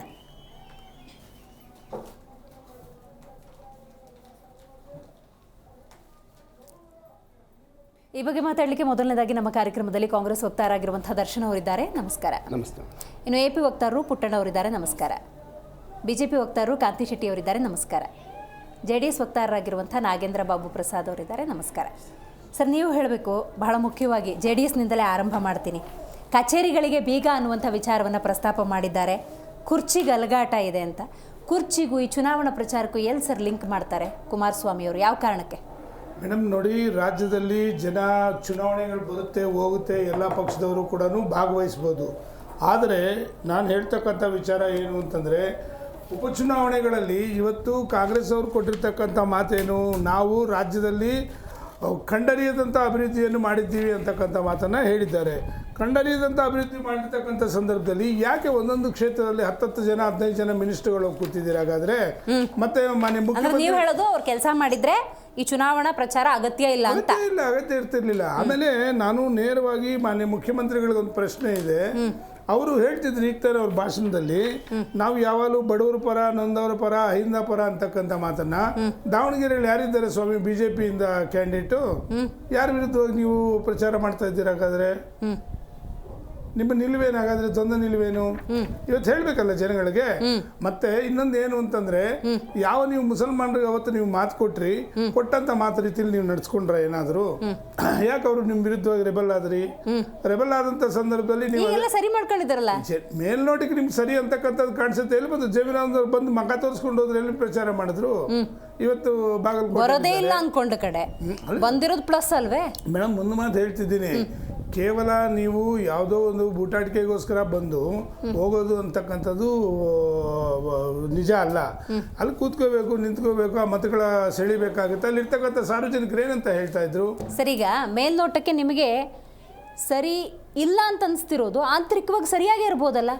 ಹೌದು, ಇನ್ನೊಂದು ಅವಕಾಶ ಕೊಡೋಣ ನೋಡೋಣ ಅನ್ನುವಂಥ ಭಾವನೆ ಅವರಲ್ಲಿ ಇರ್ಬೋದಲ್ಲ. ಆಂತರಿಕವಾಗಿ ಸರಿ ಇದೆ ಅಂತಕ್ಕಂಥ ಮಾತು ಅನ್ನೋದೇ ಆಗಿದ್ದಿದ್ರೆ ನೀವು ಅನೇಕ ಸಂದರ್ಭಗಳಲ್ಲಿ ಬೇರೆ ಬೇರೆ ವಿಚಾರಗಳನ್ನ ಮಾತಾಡಿದಿರಿ. ನೀವೇ ಮಾತಾಡಿರ್ತಕ್ಕಂಥದ್ದು ಯಾರು? ಮಾನ್ಯ ಮುಖ್ಯಮಂತ್ರಿಗಳು ಕುಟುಂಬದ ವಿಚಾರಗಳನ್ನ ಮಾತಾಡಿದ್ರಿ. ನಾವು ಮತ್ತೆ ಪದೇ ಪದೇ ಆ ವಿಷಯ ಮಾತಾಡಿದ್ರೆ ತಪ್ಪಾಗ್ತದೆ, ಮಾತಾಡೋದು ಬೇಡ. ಯಾಕೆ ಅಂತಂದ್ರೆ ಅದ್ರ ಪಿತಾಮಹರು ಯಾರಿದ್ದಾರೆ ಅಂತಕ್ಕಂಥದ್ದು ಕೂಡ ಪ್ರಪಂಚಕ್ಕೆ ಗೊತ್ತಿರ್ತಕ್ಕಂಥದ್ದೇನೆ. ಅವ್ರ ಮನೆಯಲ್ಲೇ ನೋಡ್ಕೊಂಡ್ರು ಕೂಡ ಇದೆ. ಅದು ಹಳೆ ವಿಚಾರ ಅಂತ ನಾನು ಹೇಳಕ್ ಬಯಸ್ತೀನಿ. ಇವತ್ತು ಅಭಿವೃದ್ಧಿ ಪರ ನೀವು ಏನಾದ್ರೂ ಆ ಮಟ್ಟದಲ್ಲಿ ಮಾಡಿದ್ರೆ ಯಾಕೆ ಇಷ್ಟು ಜನ ಹೋಗ್ತಾ ಇದ್ದೀರಾ? ಮತ್ತೊಂದು, ಅವತ್ತು ನಾನು ಹೇಳಿದೆ ಕಳೆದ ಒಂದು ಡಿಬೇಟ್ ಅಲ್ಲಿ, ಸದನ ನಡೆಯುವಂತ ಸಂದರ್ಭದಲ್ಲಿ ನೀವು ಸದನವನ್ನು ಬಿಟ್ಟು ಮಾನ್ಯ ಮುಖ್ಯಮಂತ್ರಿಗಳು ಮತ್ತು ಉಪಮುಖ್ಯಮಂತ್ರಿಗಳು ಇಬ್ರು ಹೋಗಿ ನೀವು ನಾಮಿನೇಷನ್ ಆಗೋದಿಕ್ಕೆ ಹೋಗ್ತೀರಾ ಅಂತಂದ್ರೆ ಇಲ್ಲಿ ಸದನದಲ್ಲಿ ಅನೇಕ ವಿಚಾರಗಳಿಗೆ ಉತ್ತರ ಕೊಡ್ಬೇಕಾಗಿರ್ತಕ್ಕಂಥದ್ದಿತ್ತು. ಅವತ್ತು ಯಾಕೆ ನೀವು ಅಷ್ಟೊಂದು ತಾರತುರಿಲಿ ಹೋದ್ರಿ? ಇವತ್ತು ಕೂಡ ಮಾನ್ಯ ಮುಖ್ಯಮಂತ್ರಿಗಳು ಇವತ್ತು ಸುಮಾರು 5 ದಿನ ಪ್ರಚಾರ ಮಾಡಿ ಮತ್ತೆ ನಾಳೆ ಕೂಡ ಹೋಗ್ತಾ ಇದ್ದಾರೆ. ಯಾಕೆ ನಿಮ್ಗೆ ಅಷ್ಟೊಂದು ಗಾಬರಿ? ಏನಾದ್ರು ಅದೇ ಇಂಟೆಲಿಜೆನ್ಸ್ ನಿಮ್ಗೆ ಏನಾದ್ರು ಬಂದಿದ್ಯಾ? ಒಂದು ಅಭ್ಯರ್ಥಿ ಗೆಲ್ಲಬೇಕು ಅಂದಾಗ ಭಾಗಿ ಆಗ್ತಾರೆ. ಇಲ್ಲ, ಅದಲ್ಲ, ಅದು ಕಾರಣ. ನೀವು ಕೇಂದ್ರದಿಂದ ಕುಮಾರಸ್ವಾಮಿ ಕರೆಸಿಲ್ವಾ? ಒಂದು ನಿಮಿಷ, ಇದು ಕೂಡ ಇಲ್ಲ, ಇಲ್ಲಿ ಇರ್ತಕ್ಕಂಥ ಪ್ರಶ್ನೆ ಏನಪ್ಪಾ ಅಂತಂದ್ರೆ, ಯಾವ ಕುರ್ಚಿ ಕಾದಾಟ ಇದೆ. ಕುರ್ಚಿ ಕಾದಾಟದಲ್ಲಿ ಇವತ್ತು ಒಬ್ಬರು CM ಆಗ್ಬೇಕು ಅಂತ ಹೇಳಿ ಇನ್ನೊಬ್ರು ಬಿಟ್ಕೊಡಲ್ಲ ಅಂತಕ್ಕಂಥದ್ದು ನಡೀತಾ ಇದೆ. ಇವತ್ತು ಏನಾದ್ರೂ ಈ 2 ಕ್ಷೇತ್ರಗಳಲ್ಲಿ ಯಾರಾದ್ರೂ ಸೋತ್ರೆ ತಳದಂಡ ಯಾರಿಗೆ? ಯಾರು ಹೊಣೆಗಾರಿಕೆ? ಇದ್ರ ತಳದಂಡ ಯಾರಿಗೆ? ಅವರ ಪಕ್ಷದ ಆಂತರಿಕ ವಿಚಾರ ನಿಮಗೆ ಯಾಕೆ? ಅವರು ಇವತ್ತು ಯಾವ ಕಾರಣಕ್ಕೆ ಅಲ್ಲಿ ಹೋಗ್ತಾ ಇದಾರೆ ಅನ್ನೋದಕ್ಕೆ ನಾನು ಸ್ಪಷ್ಟನೆ ಕೊಡ್ತಾ ಇದ್ದೀನಿ. ರೈಟ್, ಡೀಟೇಲ್ ಆಗಿ ಮಾತ್ರ ಮಾತಾಡ್ತಾ ಹೋಗ್ತೀನಿ. ದರ್ಶನ್ ಅವರೇ, ನೀವು ಹೇಳಬೇಕು, ಸಿದ್ದರಾಮಯ್ಯನವ್ರು ಮಾತಾಡೋ ಸಂದರ್ಭದಲ್ಲಿ ಬಹಳ ಮುಖ್ಯವಾಗಿ ಮಹಿಳಾ, ಸಂವಿಧಾನ, ಬಡವರು, ದಲಿತರ ವಿರೋಧಿಗಳು BJP ಅಂತ ಹೇಳಿದ್ರು. ಯಾವ ಕಾಂಟೆಕ್ಸ್ಟ್ ಅಲ್ಲಿ ಅಂತ ಕ್ಲಾರಿಟಿ ಕೊಡ್ಬೋದಾ? ಈಗ ಉದಾಹರಣೆ ಸಂವಿಧಾನವನ್ನು ಬದಲಾವಣೆ ಮಾಡ್ತೀವಿ ಅಂತ ಹೇಳಿದವರು ಅನಂತಕುಮಾರ್ ಹೆಗಡೆ. ಹಾಗೇನೆ ನಾವು 400 ಪಾರ್ ಆದರೆ ಸಂವಿಧಾನ ಬದಲಾವಣೆ ಮಾಡುವಂಥ ಶಕ್ತಿ ನಮಗಿದೆ, ನಾವು ಮಾಡ್ತೀವಿ ಅನ್ನುವಂಥದ್ದನ್ನ ದಾಖಲೆ ಸಮೇತ ಇದೆ, ಎಲ್ಲ ಮಾಹಿತಿಗಳು ಇದೆ. ಇವತ್ತಿನ ದಿನ ತ್ರಿವರ್ಣ ಧ್ವಜವನ್ನು ಅವ್ರು RSS ಕಚೇರಿ 2004 ತನಕ ಯಾಕೆ ಹಾರಿಸಿಲ್ಲ? ಇನ್ನೂ ಅನೇಕ ಘಟನಾವಳಿಗಳನ್ನ ನಾವು ನೋಡ್ತಾ ಬಂದರೆ ವಾಸ್ತವಾಂಶ ನಮಗೆ ಗೊತ್ತಾಗ್ತದೆ. ಒಂದು. ಎರಡನೇದು JDS ವಕ್ತಾರರು ಮಾತಾಡ್ತಾ ಅಹಿಂದ ಅನ್ನುವಂಥ ವಿಚಾರವನ್ನು ತಗೊಂಡ್ರು. ಓಕೆ, ಸ್ವಾಗತ ಮಾಡೋಣ. ಇವತ್ತು ಅಹಿಂದ ಅಲ್ವಾ, ಅಲ್ಪಸಂಖ್ಯಾತ ಹಿಂದುಳಿದ ದಲಿತ ಅಲ್ಲ. ಇವರ ಒಂದು ಪಕ್ಷದಲ್ಲಿ ದಲಿತ ರಾಜ್ಯಾಧ್ಯಕ್ಷರಾಗಿ HK ಕುಮಾರಸ್ವಾಮಿ ಅವರಿದ್ರು. ಯಾಕೆ ಅವ್ರನ್ನ ಇಳಿಸಿ ಮನೆಗೆ ಕಳಿಸಿದ್ರು? ನಾವು CM ಇಬ್ರಾಹಿಂ ಅವ್ರನ್ನ MLC ಮಾಡಿದ್ವಿ, ಗೌರವ ಕೊಟ್ಟಿದ್ವಿ, ಅವ್ರಿಗೆ ಇನ್ನುಳಿದ ಆಫರ್ ಕೊಟ್ಟರು, ಕರ್ಕೊಂಡೋಗಿ ರಾಜ್ಯಾಧ್ಯಕ್ಷರು ಮಾಡಿದ್ರು. ಇವತ್ತು ಅವ್ರನ್ನ ಪಕ್ಷದಿಂದನೇ ಎಕ್ಸ್ಪೆಲ್ ಮಾಡಿದ್ದಾರೆ, ಉಚ್ಚಾಟನೆ ಮಾಡಿ ಹೊರಗಡೆ ಕಳಿಸಿದ್ದಾರೆ. ಇವರಿಗೆ ಯಾವ ಒಂದು ನೈತಿಕತೆ ಇದು ಅನ್ನುವಂಥ ಮತ್ತೊಂದು ಪ್ರಶ್ನೆ. ಮತ್ತೆ ಮಾನ್ಯ ಶ್ರೀ ಯಡಿಯೂರಪ್ಪ ಸಾಹೇಬರು ಒತ್ತಿ ಹೇಳ್ತಾ ಇದ್ರು ವಿಶ್ವಾಸ ದ್ರೋಹ, ನಂಬಿಕೆ ದ್ರೋಹ. ಮೇ ಬಿ ಅವರು ಕುಮಾರಸ್ವಾಮಿ ಅವರಿಂದ 2008ರಲ್ಲಿ ವಿಶ್ವಾಸ ದ್ರೋಹ, ನಂಬಿಕೆ ದ್ರೋಹವನ್ನು ಅಳವಡಿಸಿಕೊಂಡು ಅವರಿಗಾದ ಮರ್ಮಾಘಾತವನ್ನು ಇನ್ನ ಮರ್ತಿಲ್ವೇನೋ. ಒಬ್ಬ ಮುಖ್ಯಮಂತ್ರಿಯಾಗಿ ತಮ್ಮ ಅಧಿಕಾರ ಅವಧಿನಲ್ಲಿ ವಿಶ್ವಾಸ ದ್ರೋಹ ಮಾಡಿ ಒಂದು ಭ್ರಷ್ಟಾಚಾರ ಮಾಡಿ ಜೈಲಿಗೆ ಹೋಗಿದ್ದು ಅದು ಅವ್ರಿಗೆ ಮಾತು ಪದೇ ಪದೇ ನೆನಪಿಗೆ ಬರ್ತಾ ಇರ್ಬೋದೇನೋ. ಇವತ್ತು BJP ಪಕ್ಷ ಅವ್ರನ್ನ ಬಹಳಷ್ಟು ಗುರುತಿಸಿ ಬೆಳೆಸಿತ್ತು.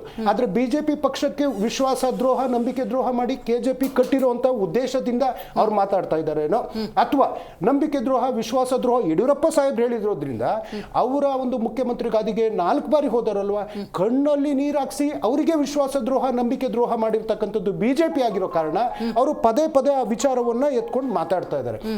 ಮೇಡಮ್, ಇನ್ನೊಂದು, ಒಬ್ಬ ಪಕ್ಷದಿಂದ ಒಬ್ಬ MLA ಉಚ್ಚಾಟಿತರಾಗಿ ಆ ಪಕ್ಷದ ಸಿಂಬಲ್ಲೇ ಇಲ್ಲ, ಯಾವ ಮುಖವನ್ನು ಹೊತ್ತು ನೀವು ನಿಮ್ಮ ಪಕ್ಷದ ಅಡಿಯಲ್ಲಿ ಅವ್ರನ್ನ ಪ್ರಚಾರಕ್ಕೆ ಬಿಟ್ಕೊಂಡಿದ್ದೀರಾ? ಅಥವಾ ಆ ಮನುಷ್ಯ ಅಷ್ಟೆಲ್ಲ ಅಪ್ಪ ಮಕ್ಕಳು ಅಂತ ವಿಜಯೇಂದ್ರ ಏನ್ ಮೊನ್ನೆ ಯತ್ನಾಳ್ ಅವ್ರಿಗೆ ಅವನ್ ಯಾರ್ರಿ ಬಚ್ಚ ಅನ್ನೋ ಪದ ಹೇಳಿದ್ರಲ್ಲ, ಈ ಬಚ್ಚನ ಅವಶ್ಯಕತೆ ನಿಮ್ಮಂತ BJP ಪಕ್ಷಕ್ಕೆ ಬೇಕಾಯ್ತ ಮಾನ್ಯ ಶ್ರೀ ವಿಜಯೇಂದ್ರರವರೇ ಅನ್ನುವಂತ ಪ್ರಶ್ನೆಯನ್ನ ಕೇಳ್ತಾ ಮೇಡಮ್ ಇವತ್ತು ಇದನ್ನ ಹೆಂಗ್ ತಗೋಬಹುದು ಅಂತ ಹೇಳಿದ್ರೆ ಗೊತ್ತಿಲ್ಲ. ಕೇಳಿ ಯಾಕಂದ್ರೆ ರಾಜಕೀಯ ಅಂದಾಗ ಯಾರು ಶತ್ರುಗಳು ಅಲ್ಲ, ಮಿತ್ರರು ಅಲ್ಲ. ಇವಾಗ ನೋಡಿ, ಕಾಂಗ್ರೆಸ್ಸಿಗೆ BJPನೂ ಬೇಕಾಗಿಲ್ಲ, JDS ಬೇಕಾಗಿಲ್ಲ. ಒಂದು ಕಾಲದಲ್ಲಿ ನೀವು JDS ಜೊತೆಗೆ ಇದ್ದವರು. ಇದೇ BJPಯವರು JDSನ ಬೈತಿದ್ರು, JDSನ BJP ಬೈತಿದ್ದ ಕಾಲವನ್ನು ನೋಡಿದ್ವಿ. ಅವರು ಸಮ್ಮಿಶ್ರ ಸರ್ಕಾರ ಮಾಡ್ತವ್ರೆ.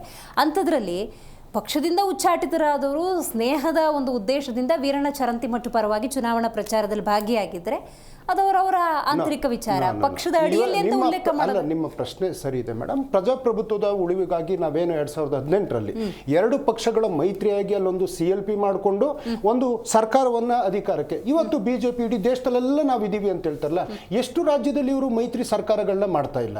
ಇವರು ಇಂಡಿಪೆಂಡೆಂಟ್ ಆಗಿ ಯಾವ್ಯಾವ ರಾಜ್ಯದಲ್ಲಿ ಇದ್ದಾರೆ, ಏನೋ ಒಂದು ಗುಜರಾತ್ ಅಲ್ಲಿ ಇರ್ಬೋದು, ಇಲ್ಲ ಒಂದು ಮಧ್ಯಪ್ರದೇಶದಲ್ಲಿ ಇರ್ಬೋದು, ಈಗ ಬಿಹಾರದಲ್ಲಿ ಏನೋ ಸಿಂಗಲ್ ಲಾರ್ಜೆಸ್ಟ್ ಪಾರ್ಟಿ ಆಗಿದೆಯಾ, ಅಥವಾ ಕರ್ನಾಟಕದಲ್ಲಿ ಅಧಿಕಾರಕ್ಕೆ ಬಂದ್ರು ಅವ್ರೇನು ಸಿಂಗಲ್ ಲಾರ್ಜೆಸ್ಟ್ ಪಾರ್ಟಿಯಾಗಿ ಬಂದಿದ್ದಾರೆ.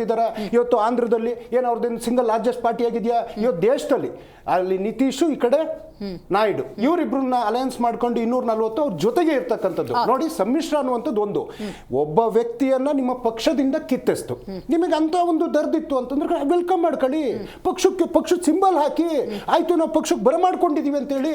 ಇಲ್ಲಿ ಮಗು ಚೂಟೋದು ಅವ್ರೆ, ತೊಟ್ಲು ತೂಗೋದು ಅವ್ರೆ. ಆ ಪರಿಸ್ಥಿತಿಲಿ ತೊಟ್ಲಲ್ಲಿ ವಿಜೇಂದ್ರ ಇದ್ದರು ಅಥವಾ ಯತ್ನಾಳ್ ಇದ್ದರು ಒಂದು ಗೊತ್ತಾಗ್ತಾ ಇಲ್ಲ, ತೂಗೋರು ಅವರೇ ಜಿಂಟೋರು ಅವರೇ ಅನ್ನುವಂಥ ಒಂದು ವಿಚಾರ ಹೇಳ್ತಾ ಮೇಡಮ್. ಇವತ್ತು ನಮ್ಮ ಒಂದು ಅಭಿವೃದ್ಧಿ ವಿಚಾರ ಅಂತ ಕೇಳ್ತಾ ಇದ್ರು, ಅಥವಾ ಹೆಣ್ಣು ಮಕ್ಕಳ ವಿಚಾರ ಅಂತ ಕೇಳ್ತಾ ಇದ್ರು. ಮೇಡಮ್, ನಾ ಹೆಣ್ಣು ಮಕ್ಕಳದ್ದು ಹೇಳ್ಬೇಕಂದ್ರೆ ಅದನ್ನ ನಾನು ಡೀಟೇಲ್ ಆಗಿ ಮತ್ತೊಂದ್ಸರಿ ನಾನು ತಗೊಳ್ತೀನಿ. ಯಾಕಂತ ಹೇಳಿದ್ರೆ ಅದು ನೇರವಾಗಿ ಕ್ಲೈಮ್ ಮಾಡಿರುವಂಥ ವಿಚಾರ, ಅದಕ್ಕೆ ಇನ್ನೂ ಡೀಟೇಲ್ಸ್ ಬೇಕು. ಕಾಂತಿ ಶೆಟ್ಟಿ ಅವರೇ, ನೀವು ಹೇಳಬೇಕು. ಸಿದ್ದರಾಮಯ್ಯನವ್ರು ಮಾತಾಡೋ ಸಂದರ್ಭದಲ್ಲಿ ಉಲ್ಲೇಖ ಮಾಡಿದ್ರು, ದಲಿತರಿಗೆ, ಬಡವರಿಗೆ, ಮಹಿಳೆಯರಿಗೆ ಸುರಕ್ಷತೆಯನ್ನು BJP ಕೊಟ್ಟಿಲ್ಲ ಅವರ ಆಡಳಿತದಲ್ಲಿ. 9 ವರ್ಷ ಏನೇನು ಮಾಡಿದ್ದಾರೆ, ಅವ್ರಿಗೆ ಮುಖ ಇಲ್ಲ ಇವತ್ತು ಚುನಾವಣೆ ಬಂದು ಮತ ಕೇಳೋದಕ್ಕೆ ಅಂತ. ನಿಮ್ಮ ಉತ್ತರ ಏನು? ಕಾಂಗ್ರೆಸ್ ಹತಾಶರಾಗಿದ್ದಾರೆ ಅಂತ ಹೇಳಿದ್ರೆ ತಪ್ಪಾಗಲಾರದು. CM ಕೂಡ ಇಲ್ಲಿಯ ವಕ್ತಾರರು ಮಾತಾಡೋಗ್ಲು ಎವಿಡೆಂಟಾಗಿ ಗೊತ್ತಾಗ್ತಿದೆ ಹತಾಶರಾಗಿದ್ದಾರೆ ಅಂತ. ಅವರು ಇಷ್ಟು ವರ್ಷದಿಂದ ದಾವಣಗೆರೆಯನ್ನು ಆಳ್ಕೊಂಡು ಬಂದವರು. ದಾವಣಗೆರೆಗೆ ಏನು ಮಾಡಿದ್ದಾರೆ? ಒಂದನೇದು. ಎರಡನೇದು, ದಾವಣಗೆರೆಯಲ್ಲಿ ಅಭ್ಯರ್ಥಿಯ ತಾಯಿ ಮನೆಗೆ ಹೋದಾಗ ಅಲ್ಲಿಯ ತಾಯಂದಿರು ಯಾವ ಥರ ಚಾಟಿ ಬೀಸಿದ್ದಾರೆ ಅನ್ನೋದನ್ನು ನೀವು ತೋರಿಸಿದ್ರ ನಿಮ್ಮ ಇದರಲ್ಲೂ ಕೂಡ. ಜನ ದಂಗೆ ಎದ್ದಿದ್ದಾರೆ.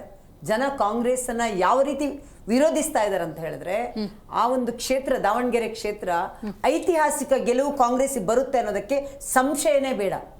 ಏನಕ್ಕೆ ನಾನು ಇದು ಮಾಡ್ತಾ ಇಲ್ಲ. ಮೊದಲು ನಾವು ಅಂದ್ಕೊಂಡಿದ್ವಿ ಹೌದಪ್ಪ ಅವ್ರು ಬರ್ಬೋದು, ದಾವಣಗೆರೆ ಇಷ್ಟು ವರ್ಷ ಬಂದಿಲ್ಲ ಅಂತ ಇನಿಷಿಯಲಿ. ನಿಜಕ್ಕೂ ನಾನು ಹೋದಾಗ ನಾನು ಹೇಳೋದು ಅಲ್ಲಿಯ ಪರಿಸ್ಥಿತಿ, ಅಲ್ಲಿಯ ಮತದಾರರು, ಐತಿಹಾಸಿಕ ಗೆಲುವು ನಿಮಗೆ. ಹೌದು, ಖಂಡಿತ. ಕಾರ್ಯಕರ್ತರು ಮಾತಾಡೋದೇನಂದ್ರೆ ಕಾಂಗ್ರೆಸ್ನ ಕಾರ್ಯಕರ್ತರು ಕೂಡ ಎಷ್ಟು ವರ್ಷ ಅಂತ ಅವರಿಗೆ ನಾವು ಇರೋದು ಇನ್ನ 40 ವರ್ಷನ. ಸೀರಿಯಸ್ಲಿ ನಾನು ಹೇಳ್ತೀನಿ. ಅಲ್ಲ, ನಿಮ್ಮನ್ನ ಯಾಕೆ ನಂಬಿಕೊಂಡು ಬರ್ತಾರೆ? ನೀವು ಒಂದು ಸಾಲಿಡ್ ರೀಸನ್ಸ್ ನ ಕೊಡಿ. ಯಾಕಂದ್ರೆ ಇಷ್ಟು ವರ್ಷಗಳ ಕಾಲ ಒಂದು ಸಣ್ಣದ ಮಾಡ್ತಾ ಇದ್ದೀನಿ. ನೀವು ಹೇಳ್ತಿದ್ದೀರಿ ಬಿಜೆಪಿ ಅಂದಾಗ ಬಿಜೆಪಿಯ ತತ್ವ ಸಿದ್ಧಾಂತಗಳು ಅಲ್ಲಿರುವಂತಹ ಅಲ್ಪಸಂಖ್ಯಾತರಿಗೆ ವಿರುದ್ಧವಾಗಿದೆ ಅಂತ ಅಂದ್ಕೊಳ್ಳ. ಇವಾಗೇನೋ JDS ನಿಮ್ಮ ಜೊತೆ ಇದೆ ಅಂದ ತಕ್ಷಣ ಏನು ಆನೆ ಬಲ ಬಂತು ಅಂತನಾ? ನೋಡಿ, ಅಲ್ಲಿ JDSನ ಮತ ಬ್ಯಾಂಕ್ ಕೂಡ ಇದೆ. 2013 2 ಕ್ಷೇತ್ರದಲ್ಲೂ ಕೂಡ ಆಯ್ತಾ. JDS ಮಾತ್ರ ಅಲ್ಲ, ನಾವು ಒಗ್ಗಟ್ಟಾಗಿ ಜನ ತೀರ್ಮಾನ ಮಾಡಿದ್ಮೇಲೆ, ಜನರಿಗಿಂತ ದೊಡ್ಡದು ಬೇರೆ ನಾವು ಅಲ್ಲ ಪಾರ್ಟಿಗಳು. ಜನ ತೀರ್ಮಾನ ಮಾಡಿಬಿಟ್ಟಿದ್ದಾರೆ. ಏನಾದ್ರೂ ನಾವು ಈಗಿರುವ ಶಾಮನೂರ್ ಅವರ ಮೊಮ್ಮಗನಿಗೆ ಓಟ್ ಹಾಕಿದ್ರೆ ಖಂಡಿತವಾಗ್ಲೂ ಇನ್ನು 40 ವರ್ಷ ಅವರೇ ಆಳ್ತಾರೆ ಅನ್ನೋದು ಜನರಿಗೆ ಮನವರಿಕೆ ಆಗಿದೆ. ಒಂದನೇದ್ದು. ಎರಡನೇದ್ದು, ನಾನು ಸುಮಾರು ಜನರ ಹತ್ರ ನಾನು ಅಲ್ಲಿ ಮಾತಾಡಿದಾಗ ನಾನು ಪ್ರಾಮಾಣಿಕವಾಗಿ ಹೇಳ್ತಿದ್ದೀನಿ, ಮುಸಲ್ಮಾನ ಬಂಧುಗಳು ಕೂಡ ನಮ್ಮವರೊಂದು MLA ಆಗಬೇಕಾಗಿತ್ತು. ಯಾಕಂದ್ರೆ ಶಾಮನೂರ್ ಅವರು ಹೇಳಿದ್ರು ನೆಕ್ಸ್ಟ್ ಇದೆ. ನಿಜವಾಗ್ಲೂ ನಾವು ಮಾತಾಡುವಾಗ ಅವ್ರು ಬಾಯಲ್ಲಿ ಬಂದಿರೋ ನಿಮ್ಮ ಹತ್ರ ಹೇಳಿದ ಹೆಂಗೆ ಅಂತ. ಅಲ್ಲಲ್ಲ, ಬಿಜೆಪಿ ಅಂದಾಗ ನೀವಂತವ್ರಿಗೆ ಮಣೆನೂ ಹಾಕಿಲ್ಲ, ಅವಕಾಶನೂ ಕೊಟ್ಟಿಲ್ಲ, ಅವ್ರನ್ನ ಸ್ವಲ್ಪ ದೂರ ಇಟ್ಟವ್ರು. ನೀವು ನಿಮ್ಮ ಹತ್ರ ಬಂದು ಅಳಲ್ ತೋಡ್ಕೊಂಡ್ರೆ ನೀವು ಟಿಕೆಟ್ ಕೊಡ್ತೀರಿ ಅಂತ ಇಲ್ಲಿ ಸ್ಪಷ್ಟವಾಗಿ ಹೇಳ್ತೀನಿ. ಜನರಿಗೆ ಏನ್ ಅರ್ಥ ಆಗ್ತಿದೆ ಅಂದ್ರೆ, ನಾವು ಯಾವತ್ತೂ ಕೂಡ ಜಾತಿಗಳನ್ನು ಓಲೈಕೆ ಮಾಡೋ ಕೆಲಸ ಮಾಡಿಲ್ಲ. ಧರ್ಮಗಳನ್ನು ಅಂತೂ ಏನಕ್ಕೆ ಅಂತ ಹೇಳ್ತೀನಿ ಕೇಳಿ. ಇದೇ ಮಾನ್ಯ ಸಿದ್ದರಾಮಯ್ಯವರು ಕೊಡುವಾಗ ಯಾವ್ದು ಇದು ಏನಾದ್ರೂ ಕೊಡುವಾಗ ಎಲ್ಲಾದ್ರೂ ಈ ಧರ್ಮಕ್ಕೆ ಅಂತ ಹೇಳಿ ಕೊಡ್ತಾರೆ ವಿನಃ ನಾವು ಆ ಥರ ಯಾವತ್ತೂ ಮಾಡಿಲ್ಲ. ಯಾವುದೇ ಕೊಟ್ಟರು ಕೂಡ ಸಬ್ಕ ಸಾಥ್ ಸಬ್ಕ ವಿಕಾಸ್ ಸಬ್ಕ ವಿಶ್ವಾಸ ಸಬ್ಕ ಪ್ರಯಾಸ ಅಂತಲೇ ಇರೋದು. ನೀವು ಎಲ್ಲೇ ಬೇಕಾದ್ರೆ ನೋಡಿ, ಬಿಹಾರದಲ್ಲೂ 40 ಜಾಗದಲ್ಲಿ ನಮ್ಮವ್ರು ಮುಸಲ್ಮಾನ್ ಬಂಧುಗಳು ಬಂದಿದ್ದಾರೆ ಅಂತ ಹೇಳುದು. ಬರ್ತಾ ಬರ್ತಾ ಒಂದು ವರ್ಗ ಇದ್ದಿರ್ಬೋದು, ಮೊದಲು ಇರ್ಬೋದು ಆ ಥರ. ಆದ್ರೆ ಇವಾಗ ಅವರಿಗೆ ನಿಜಕ್ಕೂ ಅರ್ಥ ಆಗಿದೆ, ಕಾಂಗ್ರೆಸ್ ಬರಬಾರ್ದು, ಬಿಜೆಪಿ ಬರ್ಬೇಕಂತ ಅವ್ರು ಹೇಳಿಲ್ಲ ಆದ್ರೂ ಕೂಡ ಕಾಂಗ್ರೆಸ್ ಮಾತ್ರ ಈ ಸರಿ ಇಲ್ಲಿ ಬರಲೇಬಾರ್ದು. ಒಂದು ಖಂಡಿತವಾಗ್ಲೂ ಇದು ಮುಂದಿನ ಸಾರ್ವತ್ರಿಕ ಚುನಾವಣೆಗೆ ದಿಕ್ಸೂಚಿ ಅಂತ ಹೇಳಿದ್ರೆ ತಪ್ಪಾಗ್ಲಾರ್ದು. ಯಾಕಂತ ಹೇಳಿ ನಾನು ಹೇಳುದು, 4 ನಿಮಿಷ ಆಯ್ತು. ಚುನಾವಣಾ ಫಲಿತಾಂಶ ಆದ್ಮೇಲೆ ಕಾಂಗ್ರೆಸ್ ಅಲ್ಲಿ ಭೂಕಂಪ ಆಗುತ್ತೆ. ಹೌದಾ? ಖಂಡಿತ. ನೋಡೋಣ ಯಾವ ತರದ ಭೂಕಂಪ ಅಂತ. ಪುಟ್ಟಣ್ಣವರೇ, ನೀವು ಹೇಳಬೇಕು. ಗ್ರೌಂಡ್ ರಿಪೋರ್ಟನ್ನು ಗಮನಿಸಿರ್ತೀರಿ, ಅಲ್ಲಿನ ಜನರ ನಾಡಿ ಮಿನತವನ್ನು ನಿಮ್ಗೆ ಗೊತ್ತಿರುತ್ತೆ. 2.25 ವರ್ಷದ ಆಡಳಿತ ಒಂದು ಕಡೆ, ಉಪಚುನಾವಣೆ ಅನ್ಎಕ್ಸ್ಪೆಕ್ಟೆಡ್ ಆಗಿ ಬಂದಿದೆ. ಹೆಂಗಿದೆ ಸದ್ಯದ ಒಂದಷ್ಟು ಡೆವಲಪ್ಮೆಂಟ್ಸ್ ಅನ್ನು ನೋಡಿದ್ರೆ ಏನು ಅನ್ಸುತ್ತೆ 2 ಕ್ಷೇತ್ರದಲ್ಲಿ? ವಾತಾವರಣ ದಾವಣಗೆರೆಯಲ್ಲಿ ನಾನು ಇದ್ದೆ. ನಾನು ಸೊ 4-5 ದಿನ ಅಲ್ಲೇ ಇದ್ದಿದ್ದಾಗೆ ನಾನು ಹೇಳ್ತೀನಿ. ನಿಮ್ಮ ಕ್ಯಾಂಡಿಡೇಟ್ ಇದ್ದಾರೆ ಅನ್ನೋ ಕಾರಣಕ್ಕೆ. ಓಕೆ. ಖಂಡಿತವಾಗ್ಲೂ ಅಲ್ಲ, ಪ್ರವಾಹದ ವಿರುದ್ಧ ಇಚ್ತಾ ಇದ್ರು ನೀವು ಈ ಅಬ್ಬರದ ನಡುವೆ. ಖಂಡಿತ. ಏನಾಗುತ್ತೆ ಮೇಡಮ್ ನೋಡಿ, ಇವತ್ತಿನ ದಿನ ಕಾಂಗ್ರೆಸ್ಗಾಗಲಿ BJPಗಾಗಲಿ ನೈತಿಕತೆನೇ ಇಲ್ಲ. ಏನಕ್ಕಿಲ್ಲ ಅಂತಂದರೆ, ಬೈ ಎಲೆಕ್ಷನ್ನು 2.5 ವರ್ಷ ಇರೋದಕ್ಕೆ 15 ಜನ ಮಿನಿಸ್ಟ್ರುಗಳು ಹೋಗಲ್ಲಿ ಕೂತ್ಕೊಳ್ತಾರೆ ಅಂದರೆ ನಾಚಿಕೆ ಆಗಲ್ವ ಇವ್ರಿಗೆ? ಮಾನ ಮರ್ಯಾದೆ ಇಲ್ವಾ? ಆಮೇಲೆ BJPಯಿಂದ ಇವ್ರು ತಾಕತ್ತಿಲ್ವಾ ಕೇಳಿ? ನಮಗೆ ಬೇಕಾಗಿಲ್ಲ ಮೇಡಮ್, ಬಿಡಿ, ನೀವು ಮಾತಾಡ್ಬೇಡಿ. ಇಲ್ಲಿ ಇದೇ ಹಿಂದೆಗಡೆ ಬಂದ್ಬಿಟ್ಟು ಯಶವಂತರಾವ್ ಅಂತ BJPನಲ್ಲಿ ಯಾವಾಗಲೂ ನಿಲ್ಸೋರು. ಈ ಸಲ ಅವ್ರನ್ನ ನಿಲ್ಲಿಸ್ತಾ ಇಲ್ಲ. ಯಾಕೆ? ಯಶವಂತರಾವ್ ಬಂದ್ಬಿಟ್ಟು ಶಿವಶಂಕರಪ್ಪನವ್ರಿಗೆ ಟಕ್ಕರ್ ಕೊಡ್ತಾಯಿದ್ರು. 5-6 ಸಾವಿರ ಇಲ್ಲ 3 ಸಾವಿರ ಓಟಲ್ಲಿ ಸೋಲ್ತಾ ಇದ್ರು ಯಾವಾಗ್ಲೂ. ಯಾತಕ್ಕೆ? ಬೈ ಎಲೆಕ್ಷನ್ ಅವ್ರನ್ನೇ ನಿಲ್ಲಿಸ್ಬೋದು, ಅವ್ರನ್ನೇ ಗೆಲ್ಲಿಸ್ಬೋದಿತ್ತಲ್ಲ. ಆಮೇಲೆ ಇವ್ರು ಸಾಮಾನ್ಯವಾಗಿ ಇವರು ಅಲ್ಪಸಂಖ್ಯಾತರ ಪರವಾಗಿ ನಾವಿಲ್ಲ, ಅವ್ರ ಪರವಾಗಿದ್ದೀವಿ ನಾವು ಅಂತ ಹೇಳ್ತಾರೆ. ಆಯಿತು, ಇವರು ಟಕ್ಕರ್ ಕೊಡೋದಾರೆ ಅಲ್ಪಸಂಖ್ಯಾತರ ಯಾರು ನಿಲ್ಲಿಸಿ ನೀವು ಗೆಲ್ಲಿಸ್ಬೇಕಿತ್ತು, ನೀವು ಓಡಾಡಬೇಕಿತ್ತು. ಇಲ್ಲ, ಇದು ಅಂಡರ್ಸ್ಟ್ಯಾಂಡಿಂಗ್ ಇದೆ ಮೇಡಮ್. BJP ಕಾಂಗ್ರೆಸ್ನಲ್ಲಿ ಅಂಡರ್ಸ್ಟ್ಯಾಂಡಿಂಗ್ ಇದೆ. ಈ ಸಲ ಯಶವಂತರಾವ್ ಕೊಡದೆ ಈಗ ಇವರು ಕೊಟ್ಟಿದ್ದಾರೆ, ಶ್ರೀನಿವಾಸ ದಾಸಪ್ಪ ಇವ್ರು ಯಾರು ಕೊಟ್ಟಿದ್ದಾರೆ. ಇವರು ಖಂಡಿತವಾಗ್ಲೂ ಗೆಲ್ಲಲ್ಲ. ಇಲ್ಲಿ ಕಾಂಗ್ರೆಸ್ಸಲ್ಲಿ ತುಂಬ ಚೆನ್ನಾಗಿದೆ. ಬಟ್ ಅಲ್ಪಸಂಖ್ಯಾತರನ್ನ ನಾವು ಭೇಟಿ ಮಾಡಿದಾಗ ಸಂಖ್ಯೆ ಇಲ್ಲ ಸರ್, ಈ ಸರಿ ನಾವು 2 ಪಕ್ಷಕ್ಕೆ ಓಟ್ ಕೊಡಲ್ಲ, ನಾವು ಡಿಸೈಡ್ ಮಾಡ್ತೀವಿ, ಚೇಂಜ್ ಮಾಡ್ತೀವಿ. ಯಾಕೆ ದಾವಣಗೆರೆ ಕೆಲಸ ಮಾಡಿಲ್ಲ ಅಂತ ಹೇಳ್ತಾರೆ. ದಾವಣಗೆರೆ ಅದ್ಭುತವಾಗಿ ಕೆಲಸಗಳಾಗಿದೆ. ಸುಳ್ಳು ಹೇಳೋದ್ರಲ್ಲಿ ಅದನ್ನು ಎತ್ತಿದ ಕೈ ಅಂತಂದ್ರೆ BJP ಹೇಳ್ತೀವಿ ಕೇಳಿ. ದಾವಣಗೆರೆ ಸಿಟಿ ನೋಡ್ಬಿಟ್ರೆ ತುಂಬಾ ಅದ್ಭುತವಾಗಿ ಚೆನ್ನಾಗಾಗಿದೆ. ಅದೇ ಏನು ಈ ಅಲ್ಪಸಂಖ್ಯಾತರು ವಾಸ ಮಾಡ್ತಕ್ಕಂಥ ಜಾಗದಲ್ಲಿ 2 ಪಕ್ಷದವರು ಮೋಸ ಮಾಡಿದ್ದಾರೆ. ಅಲ್ಲಿ ಇಲ್ಲಿನ ಜನತೆಗೆ. ಯಾಕಂದ್ರೆ ಹಿಂದೆ ಬಿಜೆಪಿ ಅವರು ಇದ್ದಾಗ ಏನ್ ಮಾಡಿದ್ರು, ಇನ್ನು ಏನ್ ಮಾಡಿದ್ದೀರಾ ಕಾಂಗ್ರೆಸ್, ನೀವೇನ್ರಿ ಮಾಡಿದ್ದೀರಾ? ನೀವೇನಾದ್ರೂ ಮಾಡಿದ್ರೆ ತಾನೇ ಕಣ್ರಿ ನಿಮ್ಗೆ ಓಟ್ ಹಾಕೋದಕ್ಕೆ. ನೀವು ಏನು ಮಾಡಿಲ್ಲ, ಅವರು ಏನು ಮಾಡಿಲ್ಲ. ಅಲ್ಪಸಂಖ್ಯಾತರಾಗೇ ಇದಾರೆ ಅಲ್ಲಿ.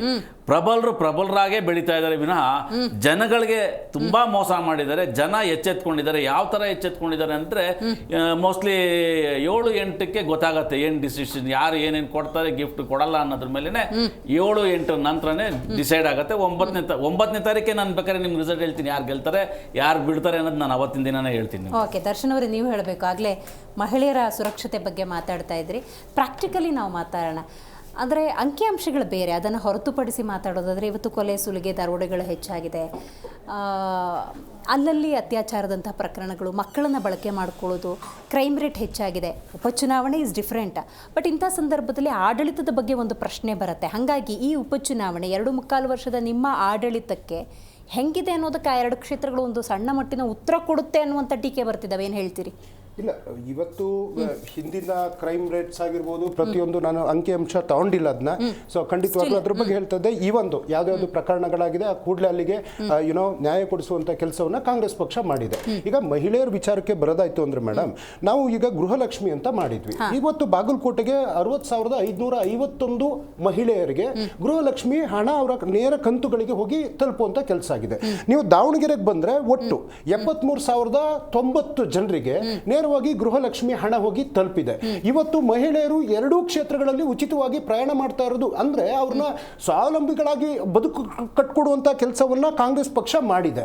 ಇನ್ನು ಅಭಿವೃದ್ಧಿ ವಿಚಾರ ಅಂತಂದ್ರೆ ಏನು, ಬಾದಾಮಿದು ಕುಮಾರಸ್ವಾಮಿ ಅವರು ಮಾತಾಡ್ತಾ ಇದ್ರು. ಬಾದಾಮಿಗೆ ಈ ಬಾರಿ ಬಜೆಟ್ ನಲ್ಲೇ 2,000 ಕೋಟಿ ಅಭಿವೃದ್ಧಿ ಶಂಕುಸ್ಥಾಪನೆ ಆಗಿದೆ. ಮತ್ತೆ ಏತ ನೀರಾವರಿಗೆ 1,400 ಕೋಟಿ ರೂಪಾಯಿ ಹಣವನ್ನ ಇಡುವಂತ ಕೆಲಸ ಮಾಡಿದ್ವಿ.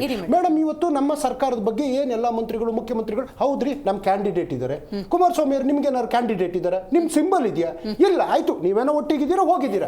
ಕುಮಾರಸ್ವಾಮಿ ಅವರೇ, ನೀವೊಬ್ರು ಕೇಂದ್ರದ ಮಂತ್ರಿಯಾಗಿ ನೀವೇ ಚುನಾವಣಾ ಪ್ರಚಾರಕ್ಕೆ ನಿಮ್ಮ ಕಚೇರಿಗೆ ಬೀಗ ಹಾಕೊಂಡ್ ಬಂದಿದ್ದೀರಲ್ಲ, ನೀವು ನಮ್ಮನ್ನ ಪ್ರಶ್ನೆ ಮಾಡೋರು. ನಾನು ಸಾಕ್ಷಿ ಗುಡ್ಡನ್ನು ಹೇಳ್ತೀನಿ ಏನೇನಾಗಿದೆ ಅಂತ. ಮಾಚಿಕಂಡಿ ಕೆರೆ ಅಭಿವೃದ್ಧಿನೂ ಮಾಡಿದೀವಿ ನಾವು. ಮಲ್ಲಯ್ಯನ ಗುಡ್ಡದ ಅಭಿವೃದ್ಧಿಯನ್ನು ಬಾಗಲಕೋಟೆಯಲ್ಲಿ ಮಾಡಿದೀವಿ. 20ಕ್ಕೂ ಹೆಚ್ಚು ವಸತಿ ಶಾಲೆಗಳನ್ನ ನಿರ್ಮಾಣ ಮಾಡಿದೀವಿ. ಬ್ಯಾಕ್ ವಾಟರ್ ಬೋಟಿಂಗ್ ವ್ಯವಸ್ಥೆಯನ್ನು ನಾವು ಬಾಗಲಕೋಟೆನಲ್ಲಿ ಮಾಡಿದೀವಿ ಮೇಡಮ್. ಒಟ್ಟು 200 ಎಕರೆ ಪ್ರದೇಶದಲ್ಲಿ ಆಧುನಿಕ ಕೃಷಿ ಮಾರುಕಟ್ಟೆಯನ್ನ ಮಾಡುವಂತ ಕೆಲಸವನ್ನ ನಾವು ಮಾಡಿದೀವಿ. ರಾಜಕಾಲುವೆಗಳ ಹೂಳೆತ್ತುವ ಕೆಲಸವನ್ನ ಮಾಡಿದೀವಿ. ಇವತ್ತು ದಾವಣಗೆರೆ ಅನ್ನುವಂತ ವಿಚಾರ ಬಂದ್ರೆ ಮೇಡಮ್, ನಾನು ಅಲ್ಲಿ ಎಲ್ಲಾ ಕಡೆ ಓಡಾಡ್ ಬಂದೆ. ಒಂದು ರಸ್ತೆಯಲ್ಲಿ ಗುಂಡಿ ಇದೆ, 100ಕ್ಕೆ 100 ಇಡೀ ದಾವಣಗೆರೆ ಸಿಸಿ ರೋಡ್ಗಳಾಗಿದೆ. ಸ್ಟ್ರೀಟ್ ರೋಡ್ ಲೈಟ್ಗಳಾಗಿರ್ಬೋದು, ಚರಂಡಿ ವ್ಯವಸ್ಥೆ ಆಗಿರ್ಬೋದು, ರಾಜಕಾಲುವೆಗಳಾಗಿರ್ಬೋದು, ಸಮುದಾಯ ಭವನ ಆಗಿರ್ಬೋದು, ಅಂಬೇಡ್ಕರ್ ಭವನ ಆಗಿರ್ಬೋದು, ಗಾಂಧಿ ಭವನ ಆಗಿರ್ಬೋದು. ಇವತ್ತು ಇಡೀ ಭಾರತ ದೇಶಕ್ಕೆ ಒಂದು ನಂಬರ್ 1 ಸ್ಥಾನದಲ್ಲಿ ನಿಲ್ಲುವಂತ ಸ್ಥಾನಕ್ಕೆ ಇವತ್ತು ದಾವಣಗೆರೆ ಹೋಗಿ ತಲುಪಿದೆ. ಅದು ನಮ್ಮ ಸಾಕ್ಷಿ ಗುಡ್ಡೆ ಮೇಡಮ್. ಇವತ್ತು ಇದೇ PFI ಮತ್ತೆ STP ಬ್ಯಾನ್ ಅಂತಿದ್ರಲ್ಲ, STP ಅವ್ರ ಬಗ್ಗೆ ಇವತ್ತು ಒಂದೇ ಒಂದು ದಾವಣಗೆರೆಯಲ್ಲಿ ಮಾತಾಡ್ತಾ ಇಲ್ಲ. ಅದೇ STP ಅವರು BJP ಅವ್ರ ಬಗ್ಗೆ ಒಂದೇ ಒಂದು ಮಾತಾಡ್ತಾ ಇಲ್ಲ. BJP B ಟೀಮ್ ಅವರ ಖಂಡಿತ ಅವ್ರು ಪ್ರಮೋಟ್ ಮಾಡಿ ಬಿಟ್ಟಿರೋದು. ಇವತ್ತು ನಮಗೆ ಅಲ್ಪಸಂಖ್ಯಾತರು ನಮ್ಮ ಜೊತೆಗಿದ್ದಾರೆ ಮೇಡಮ್. ಇನ್ನೊಂದು ಇವರು ಕಾಂತಿ ಶೆಟ್ಟಿ ಅವರು ಹೇಳಿದ್ರು, ಏನ್ ನಾವು ಎಲ್ಲಾ ಧರ್ಮವನ್ನು ಒಗ್ಗೂಡಿಸಿದೀವಿ ಅನ್ನೋ ಮಾತು ಹೇಳಿದ್ರು ಮೇಡಮ್. 224 ಕ್ಷೇತ್ರದಲ್ಲಿ ಒಬ್ಬ ಮುಸಲ್ಮಾನ್ಗೆ ಟಿಕೆಟ್ ಕೊಟ್ಟಿಲ್ಲ. ಇವ್ರು 64 ಜನರಲ್ಲಿ ಒಬ್ಬ ಮುಸಲ್ಮಾನ, ಒಬ್ಬರು MLCಗಳಿಲ್ಲ, ಒಬ್ಬರು ರಾಜ್ಯಸಭಾ ಇಲ್ಲ, ಕೇಂದ್ರದಲ್ಲಿ ಒಬ್ಬ ಮುಸಲ್ಮಾನ ಮಂತ್ರಿ ಇಲ್ಲ. ಇವರು ಧರ್ಮವನ್ನ ಒಡೆಯುವಂತವರು. ಅದನ್ನ ಬಳಸ್ಕೊಳ್ಳಿಕ್ಕೆ ಆ ಕಡೆಯಿಂದ ಈಗ STP ಅನ್ನ ಬಳಸ್ಕೊಳ್ತಾರೆ. ಇವರು ರಾಜಕೀಯವಾಗಿ ಒಂದು ಧರ್ಮವನ್ನ ಬಳಸ್ಕೊಳ್ಳಿಕ್ಕೆ ಹೋಗ್ತಾ ಇದ್ದಾರೆ. ಆದ್ರೆ ದಾವಣಗೆರೆ ಮತಕ್ಷೇತ್ರದವರು ಪ್ರಬುದ್ಧರಾಗಿದ್ದಾರೆ.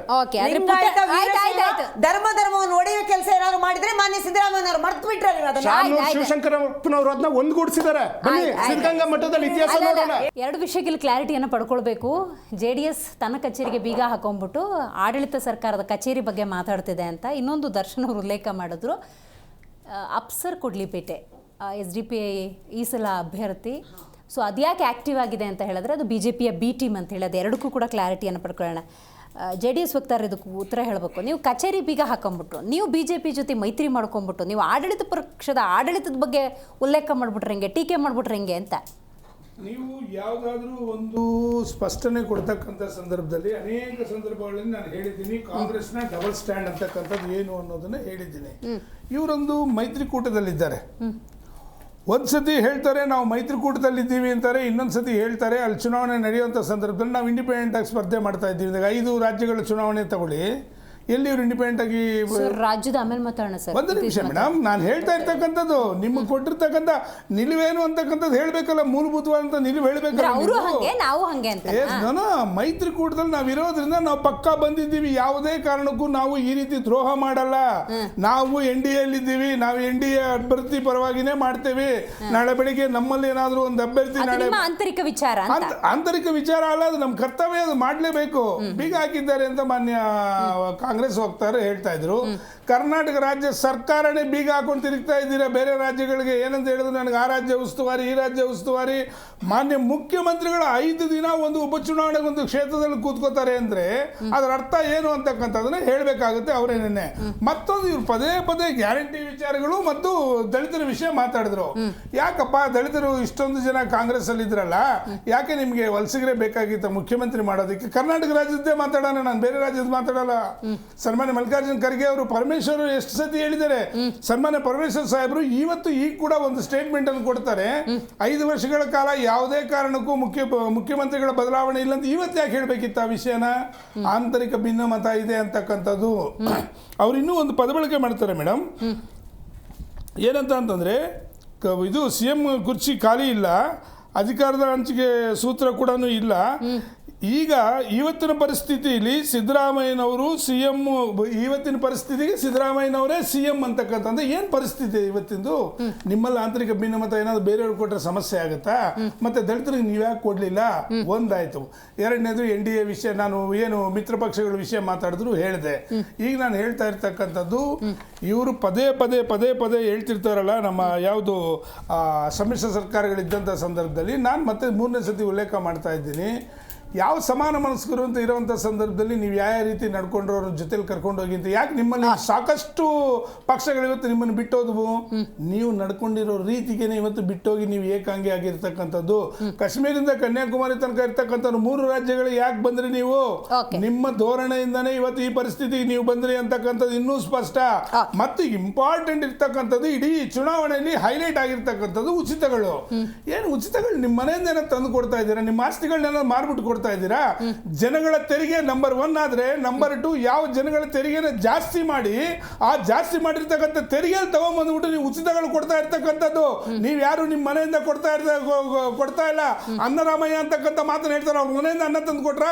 ಕೇಂದ್ರ ಸರ್ಕಾರದ ಅಕ್ಕಿ ಅದು, ಇವ್ರದಲ್ಲ. ಅದು ಕೂಡ ನೀವು ಪಬ್ಲಿಸಿಟಿ ತಗೋತಾ ಇದ್ದೀರಾ ಅಂತಕ್ಕಂಥದ್ದು ಸ್ಪಷ್ಟ. ಇದರಲ್ಲಿ ಯಾವುದೇ ಕಾರಣಕ್ಕೂ ಯಾವುದೇ ಉಪಚುನಾವಣೆಗಾಗಿರ್ಬೋದು, ಜನರಲ್ ಎಲೆಕ್ಷನ್ ನಡೆದಂತ ಸಂದರ್ಭದಲ್ಲಿ ಆಯಾ ಪಕ್ಷದ ಎಲ್ಲಾ ಮುಖಂಡರುಗಳು, ಪಕ್ಷಾತೀತವಾಗಿ ಹೇಳ್ತಾ ಇದ್ದೀನಿ, ಎಲ್ಲಾ ಮುಖಂಡರು ಬರ್ತಕ್ಕಂಥದ್ದು ಸಹಜ. ಆದ್ರೆ ನೀವ್ ಯಾರೋ ಬೀಗ ಹಾಕೊಂಡ್ ಬಂದಿರಾಗಂದ್ರೆ ಕರ್ನಾಟಕ ರಾಜ್ಯನೇ ಬೀಗ ಹಾಕಿದ್ದೀರಾ. ಈಗ ಅದಕ್ಕೆ ಉತ್ತರ ಕೊಡ್ಬೇಕಲ್ಲ ನೀವು. ಹಾಗಾದ್ರೆ ಮಾನ್ಯ ಮುಖ್ಯಮಂತ್ರಿಗಳು 7 ದಿವಸದಿಂದ ನೀವು ಕುರ್ಚಿಲೇ ಕೂತಿಲ್ಲ. ಹಾಗಾದ್ರೆ ರಾಜ್ಯದ ಇವತ್ತು ಗ್ಯಾಸ್ ವಿಷಯದಲ್ಲಿ ಜನಗಳು ಯಾವ ರೀತಿ ಒದ್ದಾಡ್ತಾ ಇದಾರೆ ಅಂತಕ್ಕಂಥ ಕಣ್ಣು ಮುಂದೆ ಇದೆಯಲ್ಲ. ಒಂದು ಸ್ಟೇಟ್ಮೆಂಟ್ ಕೊಟ್ಟಿದ್ದೀರಾ ನೀವು ಇವತ್ತಿನವರೆಗೂ. ನೈತಿಕ ಹೊಣೆ ಹೊತ್ಕೊಂಡು ಇವತ್ತು ನೀವು ಅದ್ರ ಬಗ್ಗೆ ಈಗಲೂ ಕೂಡ ನಿಮ್ಗೆ ಅವಕಾಶ ಇತ್ತು. ಈಗಲೂ ನೀವು ಇನ್ನ ಅದ್ರ ಬಗ್ಗೆ ಕ್ಲಾರಿಫಿಕೇಶನ್ ಕೊಟ್ಟಿಲ್ಲ. ಆ ಜನ ಪ್ರತಿದಿನ ಇವತ್ತು ಏನಂತಂದ್ರು, ನಾವು ಧರಣಿ ಮಾಡ್ತೀವಿ ಅಂತಂದ್ರೆ ಮಂತ್ರಿಗಳೇ ನಿಮಗಿಂತ ಮೊದಲು ನಾನೇ ಓಡ್ ಬರ್ತಾ ಇದ್ದೀನಿ ಅಂತಾರೆ. ಯಾಕೆ ಆ ಪರಿಸ್ಥಿತಿ ತಂದ್ಕೊಂಡ್ರಿ? ನೀವು ಕೇಂದ್ರ ಸರ್ಕಾರದ ಜೊತೆ ಸರಿಯಾದಂತ ಒಂದು ಸಂಪರ್ಕಗಳು ಇಲ್ಲ ಅಂತಕ್ಕಂಥದ್ದು ಪದೇ ನಾನು ಹೇಳ್ತಾ ಇದ್ದೀನಿ. ಮತ್ತೆ ಕೇಂದ್ರ ಸರ್ಕಾರದ ಜೊತೆ ಏನ್ ಸಭೆಗಳಿದಂತ ಸಂದರ್ಭದಲ್ಲೂ ಕೂಡ ಮುಖ್ಯಮಂತ್ರಿಗಳು ಹೋಗಿಲ್ಲ ಅಂದ್ರೆ ಇವತ್ತು ನಿಮ್ಮ ಈ ಒಂದು ದ್ವಂದ್ವ ನೀತಿ ಯಾವ ರೀತಿ ಇದೆ ಅಂತಕ್ಕಂಥದ್ದು ಸ್ಪಷ್ಟವಾಗುತ್ತೆ. ಆ ಕಾರಣಕ್ಕೆ 2.5 ವರ್ಷಗಳಲ್ಲಿ ಜನಗಳು ಬೇಸತ್ತಿದ್ದಾರೆ. 2 ಉಪಚುನಾವಣೆಗಳಲ್ಲಿ ಯಾವುದೇ ಕಾರಣಕ್ಕೂ ನಾವಲ್ಲ, ಸಾರ್ವಜನಿಕರೇ ಇವರಿಗೆ ಪಾಠ ಕಲಿಸ್ತಕ್ಕಂಥ ಪರಿಸ್ಥಿತಿ ಇದೆ ಅಂತಕ್ಕಂಥ ಸ್ಪಷ್ಟ. ಬಿಜೆಪಿ ಸ್ವತಂತ್ರವಾಗಿ ಗೆಲ್ಲೋದಕ್ಕೆ ಸಾಧ್ಯ ಇಲ್ಲ, ಸಾಮರ್ಥ್ಯ ಬಿಜೆಪಿಗಿಲ್ಲ. ಹಾಗಾಗಿ ಮತ ಒಡೆಯುವಂಥ ಕೆಲಸವನ್ನು ಮಾಡ್ತಾ ಇದೆ. ಹೆಂಗೆ ಅಂತ ಹೇಳಿದ್ರೆ, ಅಲ್ಲಿ ಯಾರಾದರೂ ಕ್ಯಾಂಡಿಡೇಟ್ಸ್ ಇದ್ದರೆ ಅವ್ರಿಗೆ ಫಂಡಿಂಗ್ ಮಾಡೋದು, ಬಿ ಟೀಮ್ ಥರ ಕೆಲಸ ಮಾಡೋಕ್ಕೆ ಹೇಳೋದು. ಸೊ ಕಾಂಗ್ರೆಸ್ಗೆ ಹೋಗೋ ಮತಗಳನ್ನು ಡೈವರ್ಟ್ ಮಾಡೋದೇ ಅವ್ರ ಸ್ಟ್ರಾಟಜಿ. ಕಾಂಗ್ರೆಸ್ನ ಭ್ರಷ್ಟಾಚಾರ, ದುರಾಡಳಿತ ಯಾವ ಥರ ಸರ್ವೇ ಸಾಮಾನ್ಯ ಆಗಿದೆ ಅಂತ ಹೇಳಿದ್ರೆ, ವಕ್ತಾರಳಾಗಿ ಇಲ್ಲಿ ನಾನು ಮಾತಾಡಬೇಕಾಗಿಲ್ಲ, ಪ್ರತಿಯೊಬ್ಬರು ಹೇಳ್ಬೋದು ಇಲ್ಲಿ ಭ್ರಷ್ಟಾಚಾರ ಎಲ್ಲ ಆ ಥರ ಸರ್ವೇ ಸಾಮಾನ್ಯ ಆಗಿದೆ. ಈ ಓಲೈಕೆ ರಾಜಕಾರಣ, ಅಫೀಸ್ಮೆಂಟ್ ಪೊಲಿಟಿಕ್ಸ್ ಪರಾಕಾಷ್ಠೆಗೆ ತಲುಪಿಬಿಟ್ಟಿದೆ. ಅದ್ರ ಬಗ್ಗೆ ಮಾತಾಡೋದೇ ಬೇಡ, ಅಷ್ಟು ಆ ಲೆವೆಲ್ಗೆ ಹೋಗಿದೆ. ಈ 2.5 ವರ್ಷದಿಂದ ನಾವು ನೋಡ್ತಾನೆ ಬಂದಿದ್ದೀವಿ. ಅವರ ಕುರ್ಚಿ ಕಾದಾಡಿಬಿಟ್ರೆ ಅಭಿವೃದ್ಧಿ ಬಗ್ಗೆ ಯಾವುದೇ ಗಮನ ಇಲ್ಲ. ಇವ್ರು ಏನೇ ಹೇಳಿದ್ರು ಶಂಕುಸ್ಥಾಪನೆ ಆಗಿದೆ ಅಂತ ಹೇಳ್ತಾರೆ. ಯಾವುದೂ ಕೂಡ ಅಭಿವೃದ್ಧಿ ಆಗಿರೋದು ಕಣ್ಣಿಗೆ ಕಾಣಿಸ್ತಾ ಇಲ್ಲ. ಎಲ್ಲವನ್ನೂ ಜನ ಜನ ಗಮನಿಸ್ತಾ ಇದ್ದಾರೆ. ಬಾಣಂತಿಯರ ಹೆಣ್ಮಕ್ಳ ಬಗ್ಗೆ ಮಾತಾಡ್ತೀರಾ, ಎಷ್ಟು ಬಾಣಂತಿಯರ ಸಾವಾಯ್ತು, ಎಷ್ಟು ಜನರಿಗೆ ಇದು ಏನೋ ನಂಗೆ ಈಗಲೂ ನೆನಪಿ ಬರ್ತಾ ಇದೆ. ಅವರು ಯಾರಿಗೂ ಒಂದು ಆರ್ಡರ್ ಕೊಡ್ಬೇಕಂದ್ರೆ ಏನದು ಮುಚ್ಚಿ ಹೋಗಿರುವ ಕಂಪನಿ ಕೊಟ್ಟಿರೋದು ನೆನಪಿದೆ ಅಲ್ವಾ? ಬಾಣಂತಿಯರ ಸಾವು ಎಷ್ಟು ಮೆಡಿಸಿನ್ ಇದು ಯಾವ ತರ ಮಾಡಿದ್ರು, ಎಲ್ಲದರಲ್ಲಿ ಯಾವ್ದು ನಾವು ಹುಡುಕ್ಬೇಕು, ಯಾವ ಒಂದು ಇಲಾಖೆಯಲ್ಲಿ ಭ್ರಷ್ಟಾಚಾರ ಇಲ್ಲ ಅನ್ನೋದನ್ನ ನಾವು ಹುಡುಕ್ಬೇಕಾಗಿದೆ. ಆ ಪರಿಸ್ಥಿತಿ ಅನ್ನೋದು ಜನ ಎಲ್ಲವನ್ನು ಗಮನಿಸ್ತಾ ಇದ್ದಾರೆ. ಕಾಂಗ್ರೆಸ್ಗೆ ಉಳಿಗಾಲ ಅನ್ನೋದು ಇಲ್ಲ ಅನ್ನೋದು ಗೊತ್ತಾಗ್ತಿದೆ. ಬಿಜೆಪಿ ನಾಯಕರು ಚುನಾವಣಾ ಪ್ರಚಾರ ಮಾಡೋದನ್ನು ಗಮನಿಸ್ತಾ ಇದೆ. ಒಬ್ಬೊಬ್ರು ಸಿ ಟಿ ರವಿ ಅವರಾಗಿ ಅಥವಾ ಬಸವರಾಜ ಬೊಮ್ಮಾಯಿ ಅವರಾಗಿ ಪ್ರಹ್ಲಾದ್ ಜೋಶಿ ಅವರಾಗಿ ಹಲವರು ಮಾತಾಡ್ತಿದ್ದ ಸಂದರ್ಭದಲ್ಲಿ ನೋಡಿದ್ರ ಕಾಂಗ್ರೆಸ್ನ ಆಡಳಿತ ಹೆಂಗಿದೆ, ಬೆಲೆ ಏರಿಕೆ ಮಾಡ್ಬಿಟ್ಟಿದ್ದಾರೆ ಅಂತ ಹೇಳ್ತಿದ್ರು. ನೀವು ಬಂದ್ಬಿಟ್ರೆ 28ಕ್ಕೆ ಬೆಲೆ ಎಲ್ಲ ಇಳಿಸ್ಬಿಡ್ತೀರಾ ಅನ್ನೋ ರೇಂಜಿಗೆ ಮಾತಾಡ್ತಿದ್ದೀರಾ. ದಿವ್ಯಾ, ನಾವು ಒಂದು ಮಾತಿಲ್ಲಿ ಹೇಳಲೇಬೇಕು. ಜನ ನಾವು ಎಲ್ಲವನ್ನು ಫ್ರೀ ಕೊಡ್ತೀವಿ ಅಂತ ಹೇಳಿ ಬಸ್ಸಿಗೆ ಯಾವ ತರ ಏರಿಸಿದ್ರು ಅಥವಾ ನೀವು ಬಂದ್ಮೇಲೆ ಗ್ಯಾರಂಟಿ ತೆಗೆದು ಬಿಡ್ತೀರಂಗಾರೆ. ನಾನು ನೋಡಿ, ಗ್ಯಾರಂಟಿ ಅನ್ನೋದು ನಾನು ಮತ್ತೊಮ್ಮೆ ಹೇಳ್ತೀನಿ ವಾಹಿನಿ ಮುಖಾಂತರ, ಯಾರಿಗೆ ಅವಶ್ಯಕತೆ ಇದೆ, ಯಾರು ಅಶಕ್ತರಿದ್ದಾರೆ, ಯಾರು BPL ಕಾರ್ಡ್ ಇದೆ ಅವ್ರಿಗೆ ಕೊಡಿ. ನಾವಿಲ್ಲ ಅದು ಗ್ಯಾರಂಟಿಗಳ ವಿರೋಧಿಗಳು ಅಲ್ವೇ ಅಲ್ಲ. ಕಾಕಾ ಪಾಟೀಲ್ಗೂ ಫ್ರೀ, ಇವರಿಗೂ ಫ್ರೀ ಅಲ್ಲ, ಮಿನಿಸ್ಟರ್ಗೂ ಫ್ರೀ ಅಲ್ಲ. ನಾವು ಕೊಟ್ಟಿದ್ದೀವಿ ಗ್ಯಾರಂಟಿ, ಇಲ್ಲ ಅಂತ ಹೇಳ್ತಾರೆ. ಯಾರಿಗೆ ಅವಶ್ಯಕತೆ ಇದೆ ಅದು ಕೊಡ್ಲಿ, ಅವ್ರಿಗೆ ಹಕ್ಕಿದೆ. ಇರೆಸ್ಪೆಕ್ಟಿವ್ ಆ ಜಾತಿ ಧರ್ಮ ಎಲ್ರಿಗೂ, ಎಲ್ಲಾ ಜಾತಿಯಲ್ಲೂ ಮೇಲ್ಜಾತಿ ಕೆಳಜಾತಿ ಅಂತ ನೋಡ್ಬೇಡಿ, ಎಲ್ಲಾ ಜಾತಿಯಲ್ಲೂ ಬಡವರಿದ್ದಾರೆ, ಅವ್ರಿಗೆ ಕೊಡಿ. ಅದು ಬಿಟ್ಬಿಟ್ಟು ನಿಮ್ಮ ಈ ಪೊಲಿಟಿಕ್ಸ್ ಇದೆ, ಈ ಹೊಲಸು ರಾಜಕೀಯ ನೀವು ದಯವಿಟ್ಟು ಮಾಡಬೇಡಿ. ಅವ್ರಿಗೆ ಇಷ್ಟು ಭದ್ರಕೋಟೆ ಅಂತ ಹೇಳ್ತಾರಲ್ಲ, ಭಯ ಯಾಕೆ ಅವರಿಗೆ ಇಷ್ಟು? ಭಯ ಅಂತ ಎಲ್ಲಿ ಹೇಳಿದ್ದಾರೆ ಕೇಳಿ, ನೀವು ಯೋಚನೆ ಮಾಡಿ. ಇಡೀ ಆಡಳಿತ ಯಂತ್ರನೇ ಅಲ್ಲಿದೆ. ಒಂದು ಬೈ ಎಲೆಕ್ಷನ್ಗೆ ಅವ್ರು ಮಾಡಿರೋ ಅಭಿವೃದ್ಧಿ ಅಷ್ಟೊಂದು ಹೇಳ್ತಾ ಇದ್ರಲ್ಲ, 200 ಎಕರೆ ಇನ್ನೊಂದು ಅಷ್ಟೊಂದು ಅಭಿವೃದ್ಧಿ ಬಗ್ಗೆ ಎಲ್ಲಾದ್ರೂ ಯಾವ್ದಾದ್ರು ಒಂದು ಲೀಡರ್ಗಳು ಇದು ಅಭಿವೃದ್ಧಿ ಮಾಡಿದೀನಿ ಅಂತ ಎಲ್ಲಾದ್ರೂ ಹೇಳಿದ್ ಕೇಳಿದಿರಾ ನೀವು? ಇಂಥ ಅಭಿವೃದ್ಧಿ ನಾವು ದಾವಣಗೆರೆ ಕೊಟ್ಟಿದೀವಿ, ಇಂಥ ಅಭಿವೃದ್ಧಿ ನಾವು ಜನರಿಗೆ ಜನಪರ ಬೇಕಾ ಮೇಡಮ್? ಈಗ ನೋಡಿ, ಪಂಚ ಗ್ಯಾರಂಟಿ ಅಂತ ಮಾಡಿ ಚುನಾವಣೆನೇ ಗೆದ್ದವ್ರು ಅವರು. ಇಲ್ಲಿ ದಾವಣಗೆರೆ ಬಾಗಲಕೋಟೆ ಅಂತ ಅಲ್ಲಿ ಗ್ಯಾರಂಟಿ ಹೋಗಿಲ್ಲ ಅಂತ. ಸೂಪರ್ ವ್ಯಾಲಿಡ್ ಕ್ವಶನ್ ನೀವು ಕೇಳಿದ್ರೆ, ಇವರ ಗ್ಯಾರಂಟಿಯ ಬಣ್ಣ ಮುಖ ಕಳಚಿ ಹೋಗಿದೆ. ಈಗ ಹೋದ ಸರಿ ಫೆಬ್ರವರಿ ಮಾರ್ಚ್ ಕೊಡ್ಬೇಕಾಗಿದೆ 5,000 ಕೋಟಿ, ಇವತ್ತಿಗೂ ಉತ್ತರ ಇಲ್ಲ. ಈ 4 ತಿಂಗಳಿಂದ ಇಲ್ಲ. ಎಲ್ಲವನ್ನು ಜನ ಗಮನಿಸ್ತಾರೆ. ಗ್ಯಾರಂಟಿಯ ಮುಖ ಕಳಚಿ ಹೋಗಿದೆ. ಅದಕ್ಕೋಸ್ಕರ CM ಅಲ್ಲೇ ಹೋಗಿ ಇಲ್ಲೇನ ಮರ್ಯಾದೆ ಪ್ರಶ್ನೆ ಅಂತ ಹೇಳಿ ಅಲ್ಲಿ ಕೂತಿದ್ದಾರೆ, ಗವರ್ಮೆಂಟ್ ಇಟ್ಕೊಂಡು ಅಂತ ಹೇಳಿ. ಗ್ಯಾರಂಟಿ ಜನರಿಗೆ ಗೊತ್ತಿದೆ, ಯಾರು ಗ್ಯಾರಂಟಿಗಳು, ಯಾರು ಬಡವರು ಕೂಡ ನಮಗೆ ಬಸ್ ಫ್ರೀ ಕೊಡಿ ಅಂತ ಕೊಟ್ಟಿಲ್ಲ. ಆಯ್ತು. ಅಥವಾ ಬಸ್ಸಲ್ಲಿ ಈ ತರ ಯಾವ ತರ ಬಸ್ಸಿನ ಪರಿಸ್ಥಿತಿ ಅದನ್ನ ಯಾರು ಮಾತಾಡ್ತಿಲ್ಲ. ನೋಡಿ, ಗ್ಯಾರಂಟಿ ಬಗ್ಗೆ ಮಾತ್ರ ನಾವು 1 ಗಂಟೆ ಮಾತಾಡಬಲ್ಲ. ನನಗೆ ಇನ್ನೊಂದು 2 ಕ್ವಶನ್ ಬಿಜೆಪಿ ವಕ್ತಾರರಿಂದ ಉತ್ತರ ಬೇಕು ನನಗೆ. ಬಾಗಲಕೋಟೆ ಅಂದಾಗ ವೀರಣ್ಣ ಚರಂತಿಮಠ್ ಅವರ ಕಾರ್ಯಗಳು ಒಂಚೂರು ಪ್ಲಸ್ ಇದಾವೆ ಅಂತ ಅನ್ಕೊಳ್ಳೋಣ. ಬಾಗಲಕೋಟೆ ಬಗ್ಗೆ ಮಾತಾಡೋದು ಬೇಡ. ದಾವಣಗೆರೆಯಲ್ಲಿ ನೀವು ಏನು ಅಂತ ಮತ ಕೇಳ್ತೀರಿ? 75ರಿಂದ 85,000 ಅಲ್ಪಸಂಖ್ಯಾತರು ಇದಾರಲ್ಲಿ. ಯಾವ ಒಂದು ಮಾತು ಇಲ್ಲಿ ವಾಹಿನಿ ಮುಖಾಂತರ ನಾವು ಪ್ರಾಮಾಣಿಕವಾಗಿ ಮಾತಾಡಬೇಕು. ಅಲ್ಲಿ ನಿರ್ಣಾಯಕ ಅಲ್ಪಸಂಖ್ಯಾತರ ಮತನೇ.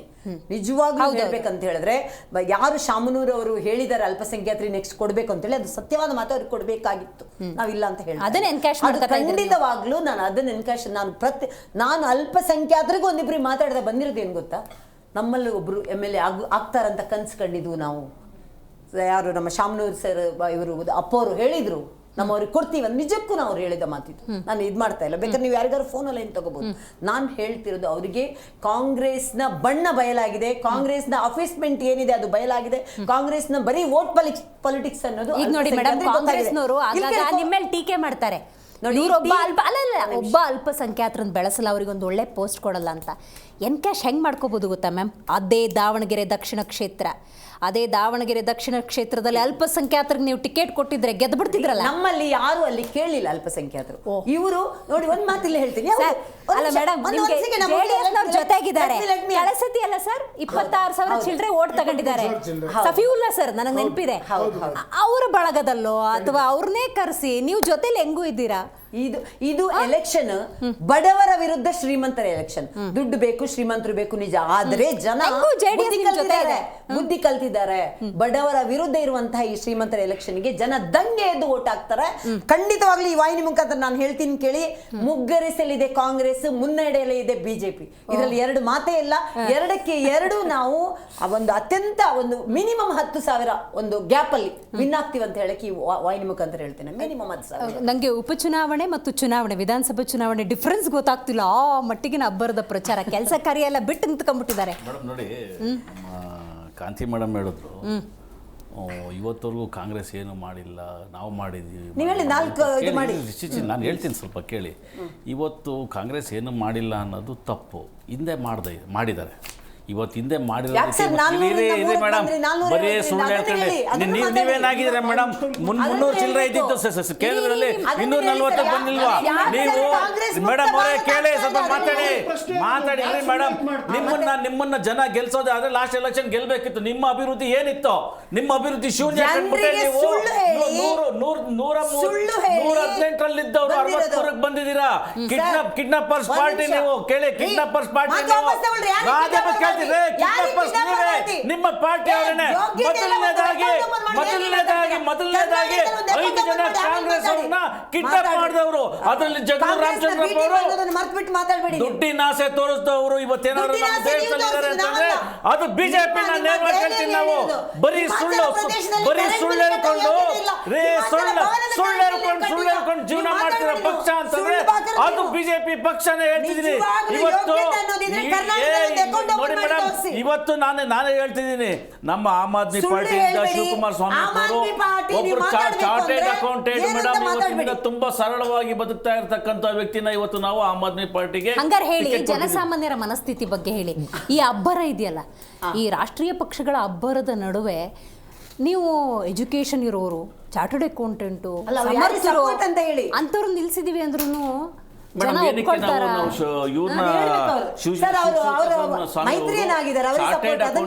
ಚಾರ್ಟೆಡ್ ಅಕೌಂಟೆಂಟ್ ಆಗಿ ಅಲ್ಲಿ ಹಲವಾರು ಸೇವೆಗಳು ಮಾಡಿದ್ದಾರೆ.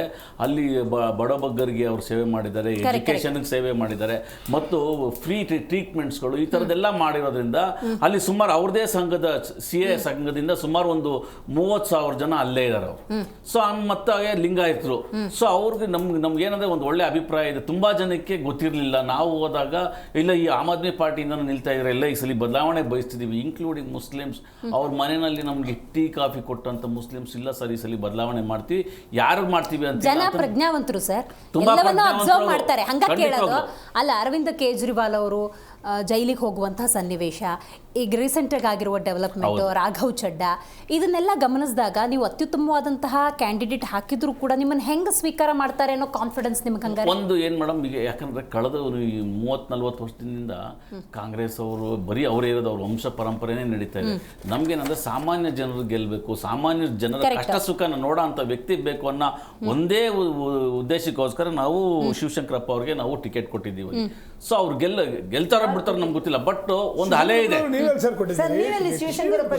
ಸ್ವಾಮಿ ಒಂದು ಅಭಿಮಾನ, ಸಾಮಾನ್ಯ ವ್ಯಕ್ತಿ ಚೆನ್ನಾಗಿದ್ದಾರೆ, ಒಂದು ಮಾಡಬೇಕು ಉದ್ದೇಶ ಇದೆ. ಸೊ ಅದ್ರ ಮಧ್ಯದಲ್ಲಿ ನಮ್ಗೆ ಎಷ್ಟು ಬರುತ್ತೋ ಗೊತ್ತಿಲ್ಲ ಮೇಡಮ್. ಆದ್ರೆ ಜನಗಳ ಪರವಾಗಿ ಜನ ಹೇಳಿದ ಮಾತು ಪ್ರಕಾರ ಇವತ್ತು ನಮ್ಮ ಬಿಜೆಪಿಗೆ ಒಲವಿಲ್ಲ ಮೇಡಮ್. ಯಾಕಂದ್ರೆ ಶಾಮನೂರು ಶಿವಶಂಕರಪ್ಪ ಮೊಮ್ಮಗ ಅಲ್ಲಿ ಕೆಲಸ ಮಾಡ್ತಾರೋ ಬಿಡ್ತಾರೋ ನಮ್ಗೆ ಗೊತ್ತಿಲ್ಲ. ಕೊಡಬಾರ್ದು ಓಟು, ಅವ್ರ ಇಬ್ಬರ ಮೇಲೂ ಕೋಪ ಇದೆ. ಬಟ್ ಮೂರನೇವ್ರು ಯಾರು ಬರ್ತಾರೆ ಅನ್ನೋದು ಗೊತ್ತಿಲ್ಲ ಮೇಡಮ್. ಬಿಜೆಪಿನೂ ಇಲ್ಲ, ಕಾಂಗ್ರೆಸ್ನೂ ಇಲ್ಲ. ಬಟ್ ಕಾಂಗ್ರೆಸ್ ಬಂದೇ ಬರುತ್ತೆ. ನಾನು ಓಪನ್ ಆಗಿ ನಾನೇ ಹೇಳ್ತೀನಿ ನಿಮಗೆ. ಇದು ಸ್ವಲ್ಪ ದ್ವಂದ್ವ ಆಗೋಯ್ತು. ದರ್ಶನ್ ಅವರೇ, ನೀವು ಹೇಳಬೇಕು. ಜಮೀರ್ ಅವರು ಕೇರಳಕ್ಕೆ, ಆರೋಗ್ಯ ಸಚಿವರಾಗಿರುವಂಥ ದಿನೇಶ್ ಗುಂಡೂರಾವ್ ಅವರು ಪುದುಚೇರಿಗೆ, ನೀವು ಕ್ಯಾಬಿನೆಟ್ನ ಈ ಥರ ವರ್ಕ್ ಸ್ಕೆಡ್ಯೂಲ್ ಪಕ್ಷದ ವಿಚಾರ, ಪಕ್ಷದ ಚುನಾವಣೆಯಲ್ಲಿ ಭಾಗಿಯಾಗಬಾರ್ದು, ಪ್ರಚಾರದಲ್ಲಿ ಭಾಗಿಯಾಗಬಾರ್ದು ನಾ ಹೇಳಲ್ಲ. ಕೃಷಿಯಲ್ಲಿದೆ, ಅಮೆರಿಕ, ಇರಾನ್, ಇಸ್ರೇಲ್ ನಡುವಿನ ಯುದ್ಧ ಆಗ್ತಾ ಇದೆ, ಗ್ಯಾಸ್ ಸಿಲಿಂಡರ್ ಅಭಾವ ಇದೆ, ಬೆಲೆ ಏರಿಕೆಯಿಂದ ತತ್ತರಿಸಿದ್ದಾರೆ. ಕ್ಯಾಬಿನೆಟ್ಗೆ 15ಕ್ಕೂ ಹೆಚ್ಚು ಸಚಿವರು ಇಲ್ಲಿ ದಾವಣಗೆರೆ, ಬಾಗಲಕೋಟೆಗೆ ಹೋಗೋದು, ಇತರ ರಾಜ್ಯಗಳ ಚುನಾವಣೆ ಪ್ರಚಾರದಲ್ಲಿ ಭಾಗಿಯಾಗೋದು ಅಂದ್ರೆ ಸರಿನಾ ಇವೆಲ್ಲ? ಮೇಡಮ್, ಒಳ್ಳೆ ಪ್ರಶ್ನೆ ಕೇಳಿದ್ರಿ. ಈಗ ನಾವು ಚುನಾವಣೆ ಘೋಷಣೆ ಆಗಿದೆ, ಹೋಗಿದ್ದಾರೆ, ಹೌದು. ಇವತ್ತು ದೇಶದಲ್ಲಿ PMO ಆಫೀಸು ಇಸ್ರೇಲಿಂದ ಬಂದು, ಮೇಡಮ್ ಪ್ಲೀಸ್, PMO ಆಫೀಸು ಯಾವತ್ತು ಬಂದಾಗಿ ಎಲ್ಲೆಲ್ಲಿ ಹೋಗಿದ್ದಾರೆ ಅಂದ್ರೆ ಕೋಟಾಕ್ ಹೋಗಿದ್ದಾರೆ, ಸಿಲ್ಚಾರ್ಗೆ ಹೋಗಿದ್ದಾರೆ, ಕಾಕ್ರೋಜರ್ಗೆ ಹೋಗಿದ್ದಾರೆ, ಎರ್ನಾಕುಲಂಗೆ ಹೋಗಿದ್ದಾರೆ, ಪುದುಚೇರಿಗೆ ಹೋಗಿದ್ದಾರೆ, ತಮಿಳುನಾಡಿಗೆ ಹೋಗಿದ್ದಾರೆ, ಕೋಲ್ಕತ್ತಾಕ್ಕೆ ಹೋಗಿದ್ದಾರೆ. ಮಾನ್ಯ ಪ್ರಧಾನಮಂತ್ರಿ ಅವರು ಇವತ್ತು ಪ್ರಹ್ಲಾದ್ ಜೋಶಿ ಅವರು ಇಲ್ಲೇ ಠಿಕಾಣಿ ಹಾಕೊಂಡಿಲ್ವಾ? ಕುಮಾರಸ್ವಾಮಿ ಅವರು ಇಲ್ಲೇ ಠಿಕಾಣಿ ಹಾಕೊಂಡಿಲ್ವಾ? ಶೋಭಾ ಕರಂದ್ಲಾಜೆ ಕೇರಳದಲ್ಲಿ ಠಿಕಾಣಿ ಹಾಕೊಂಡಿಲ್ವಾ? ಇನ್ನ ನಿರ್ಮಲಾ ಸೀತಾರಾಮನ್ ಅಸ್ಸಾಂಗೆ ಹೋಗಿಲ್ವಾ? ಇವತ್ತು ಬಿಜೆಪಿಯವರು ಏನಾದ್ರು ಯಾವುದೇ ಚುನಾವಣಾ ಪ್ರಚಾರಗಳನ್ನ ಮಾಡದೇನೆ ಮನೇಲಿ ತಂಪಾಗಿ ಕೂತ್ಕೊಂಡು ಗೆಲ್ತೀವಿ ಅಂತ ನರೇಂದ್ರ ಮೋದಿ ಅವರಿಗೆ ಅಂತ ಒಂದು ಇದಿತ್ತು ಒಂದಿದ್ರೆ, ಪಂಚರಾಜ್ಯದ ಚುನಾವಣೆಗೆ ದಿನ ಬೆಳಗಾದ್ರೆ ಯಾಕೆ ಹೋಗ್ತಾ ಇದ್ದಾರೆ? ನಾನು ಡೇಟಾ ಹೇಳ್ತೀನಿ, 1250 ಚುನಾವಣಾ ಪ್ರಚಾರಕ್ಕೆ ನರೇಂದ್ರ ಮೋದಿ ಅವರು ಹೋಗಿದ್ದಾರೆ, 418 ವಿದೇಶ ಪ್ರವಾಸಕ್ಕೆ ನರೇಂದ್ರ ಮೋದಿ ಅವರು ಹೋಗಿದ್ದಾರೆ. ನಿಮಗೆ ಚುನಾವಣೆ ಇಲ್ಲ ಅಂತಂದ್ರೆ ವಿದೇಶಿ ಪ್ರವಾಸ, ಚುನಾವಣೆ ಇದ್ರೆ ಇಲ್ಲಿ. ಮೇಡಮ್, ಇನ್ನೊಂದು ಮೇಜರ್ ವಿಚಾರ ಮೇಡಮ್, ನಾನು STPI ಪದವನ್ನು ಹೇಳಿದ್ನಲ್ಲಾಗ ಮೇಡಮ್, ಮಂಗಳೂರಿನಲ್ಲಿ ತಲಪಾಡಿ ಅನ್ನುವಂಥ ಪಂಚಾಯತಿನಲ್ಲಿ STPIನವರು ಅಧ್ಯಕ್ಷರು, ಉಪಾಧ್ಯಕ್ಷರಾಗಿ BJPನವರು ಇದ್ದಾರೆ. ಅಂದ್ರೆ ಇವರು ಅಧಿಕಾರಕ್ಕೋಸ್ಕರ ವೋಟ್ ಡಿವೈಡ್ ಮಾಡಕ್ಕೆ ಅಥವಾ ಅಧಿಕಾರಕ್ಕೋಸ್ಕರ ಜೊತೆಗಿರೋದಕ್ಕೆ ಇವರು ನೋಡಿ ಚೆಕ್ ಮಾಡಿ. ಇಸ್ಮಾಯಿಲ್ ಅನ್ನುವಂಥ ಅಧ್ಯಕ್ಷ ಮೇಡಮ್ ತಲಪಾಡಿ ಪಂಚಾಯತಿನಲ್ಲಿ, ಅವರು STPI ಅಧ್ಯಕ್ಷ, BJP ಉಪಾಧ್ಯಕ್ಷ. ಇದೇ BJPಯ ಬಿ ಟೀಮ್. ಅವರಿಗೆಲ್ಲ ಕೊಟ್ಟು ಅವರಿಂದ ವೋಟ್ ಓಡಿಸಿ ಇವತ್ತು ಆ ಮುಸಲ್ಮಾನ ಸಮುದಾಯವನ್ನ ದಿಕ್ಕು ತಪ್ಪಿಸುವಂತ ಕೆಲಸಕ್ಕೆ BJP ಮತ್ತೆ STPI ಕೈ ಹಾಕಿದೆ. ಆದ್ರೆ ದಾವಣಗೆರೆ ಸೌತ್ ಇದೆಯಲ್ಲ, ಅದು ನಮ್ಮನ್ನ ಕೈ ಹಿಡಿದಿದೆ. 2013ರಲ್ಲಿ ಮೇಡಮ್ 40,000 ಲೀಡಲ್ಲಿ ಗೆದ್ದಿದ್ವಿ. 2018ರಲ್ಲಿ 15,886, 2023ರಲ್ಲಿ 27,888 ಓಟು. ಈ ಬಾರಿ ಏನಿಲ್ಲ ಅಂದ್ರೂ 65,000 ಲೀಡಲ್ಲಿ ನಾವು ಗೆಲ್ತೀವಿ. ಮತ್ತೆ ಇನ್ನೊಂದು ಮೇಡಮ್, ನಮ್ಮ ಅಭಿವೃದ್ಧಿ ಕಾರ್ಯಗಳು ಜನಗಳ ಮುಂದೆ ಇದೆ. ಉಮೇಶ್ ಮೇಟಿ ಅವರು ಸಮೇತ 60,000 ಲೀಡಲ್ಲಿ ಗೆಲ್ತಾರೆ. ಹಾಗೇನೆ ನಮ್ಮ ಸಮರ್ಥ ಅವರು ಒಬ್ಬ ಸಮರ್ಥ ಅಭ್ಯರ್ಥಿ ಇದ್ದಾರೆ, ವಿದೇಶದಿಂದ ಓದ್ ಬಂದಂತವರು. ನಾವು ಎಮೋಷನಲಿ ಯಾವುದು ಕೇಳಬೇಕಾಗಿಲ್ಲ. ಹೌದು, ಅಕಾಲಿಕ ನಿಧನದಿಂದ ಅದೊಂದು ಚುನಾವಣೆ ಬಂದಿತ್ತು, ಆದ್ರೆ ಅದನ್ನ ಸಮರ್ಥವಾಗಿ ನಿರ್ವಹಿಸುವಂತ ಕೆಲಸ ಮಾಡಿ ಮೇಡಮ್. ಕಳೆದ ಬಾರಿ ಉಪಚುನಾವಣೆಯಲ್ಲೂ ಇದೇ ರೀತಿ ವೋಟ್ ಡಿವೈಡ್ ಮಾಡೋದಕ್ಕೆ ಮತ್ತೆ ಇನ್ನೆಲ್ಲ 2 ಪಕ್ಷನೂ ಜೊತೆಗೆ ಹೋದ್ರು. ಇತಿಹಾಸದಲ್ಲಿ ಮೊದಲನೇ ಬಾರಿಗೆ ಒಂದು ಉಪಚುನಾವಣೆ 2 ಜನ ಮಾಜಿ ಮುಖ್ಯಮಂತ್ರಿಗಳ ಮಕ್ಕಳನ್ನೇ ಸೋಲಿಸುವಂತ ಕೆಲಸವನ್ನ ಮಾಡಿದೀವಿ.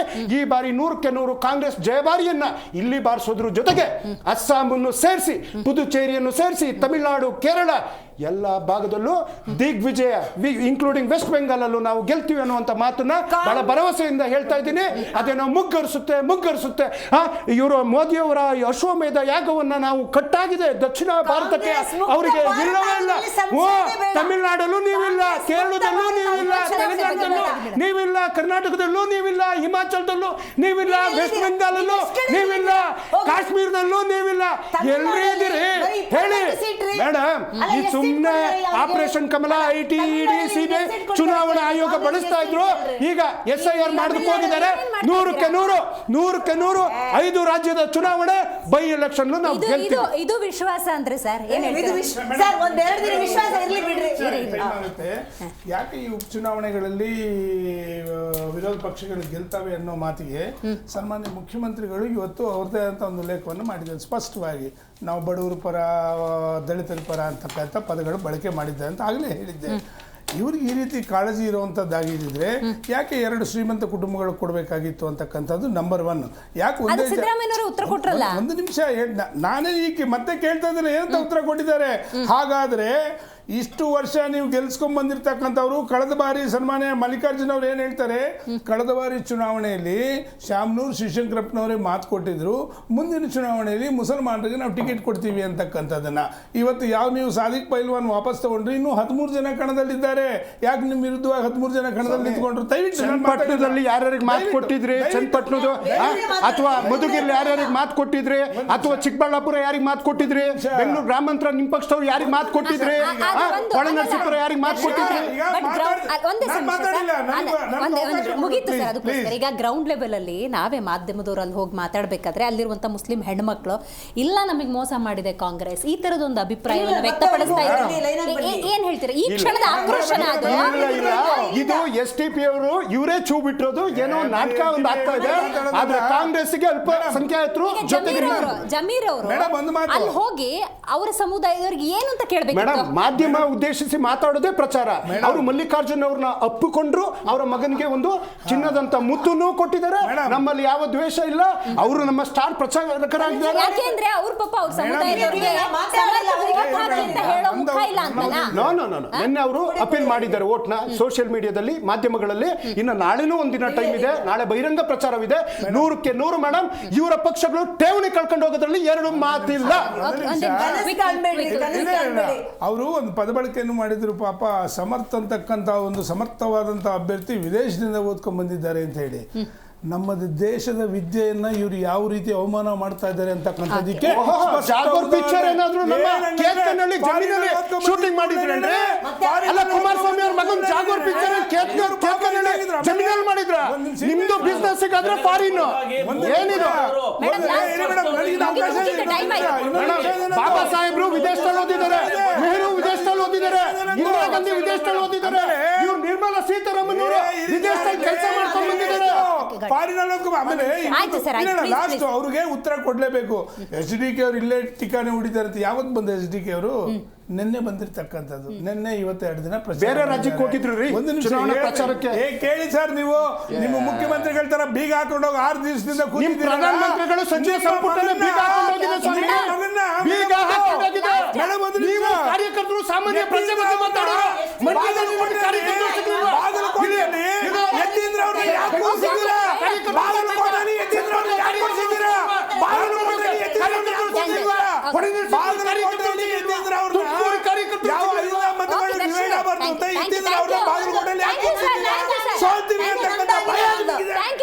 ಮೇಡಮ್ ಹೇಳಿ ಬೇಗ ಕ್ವಿಕ್ ಆಗಿ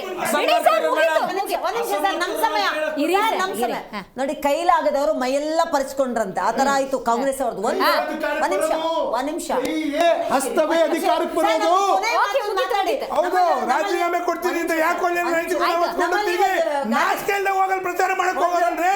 ಅದನ್ನ ಹೇಳಕ್ ಹೇಳಿ ಬಂದು ಅಧಿಕಾರ ಶಾಹಿಗಳೇ ನಿಮ್ಮಿಂದ ಅಧಿಕಾರ ಶಾಹಿಗಳು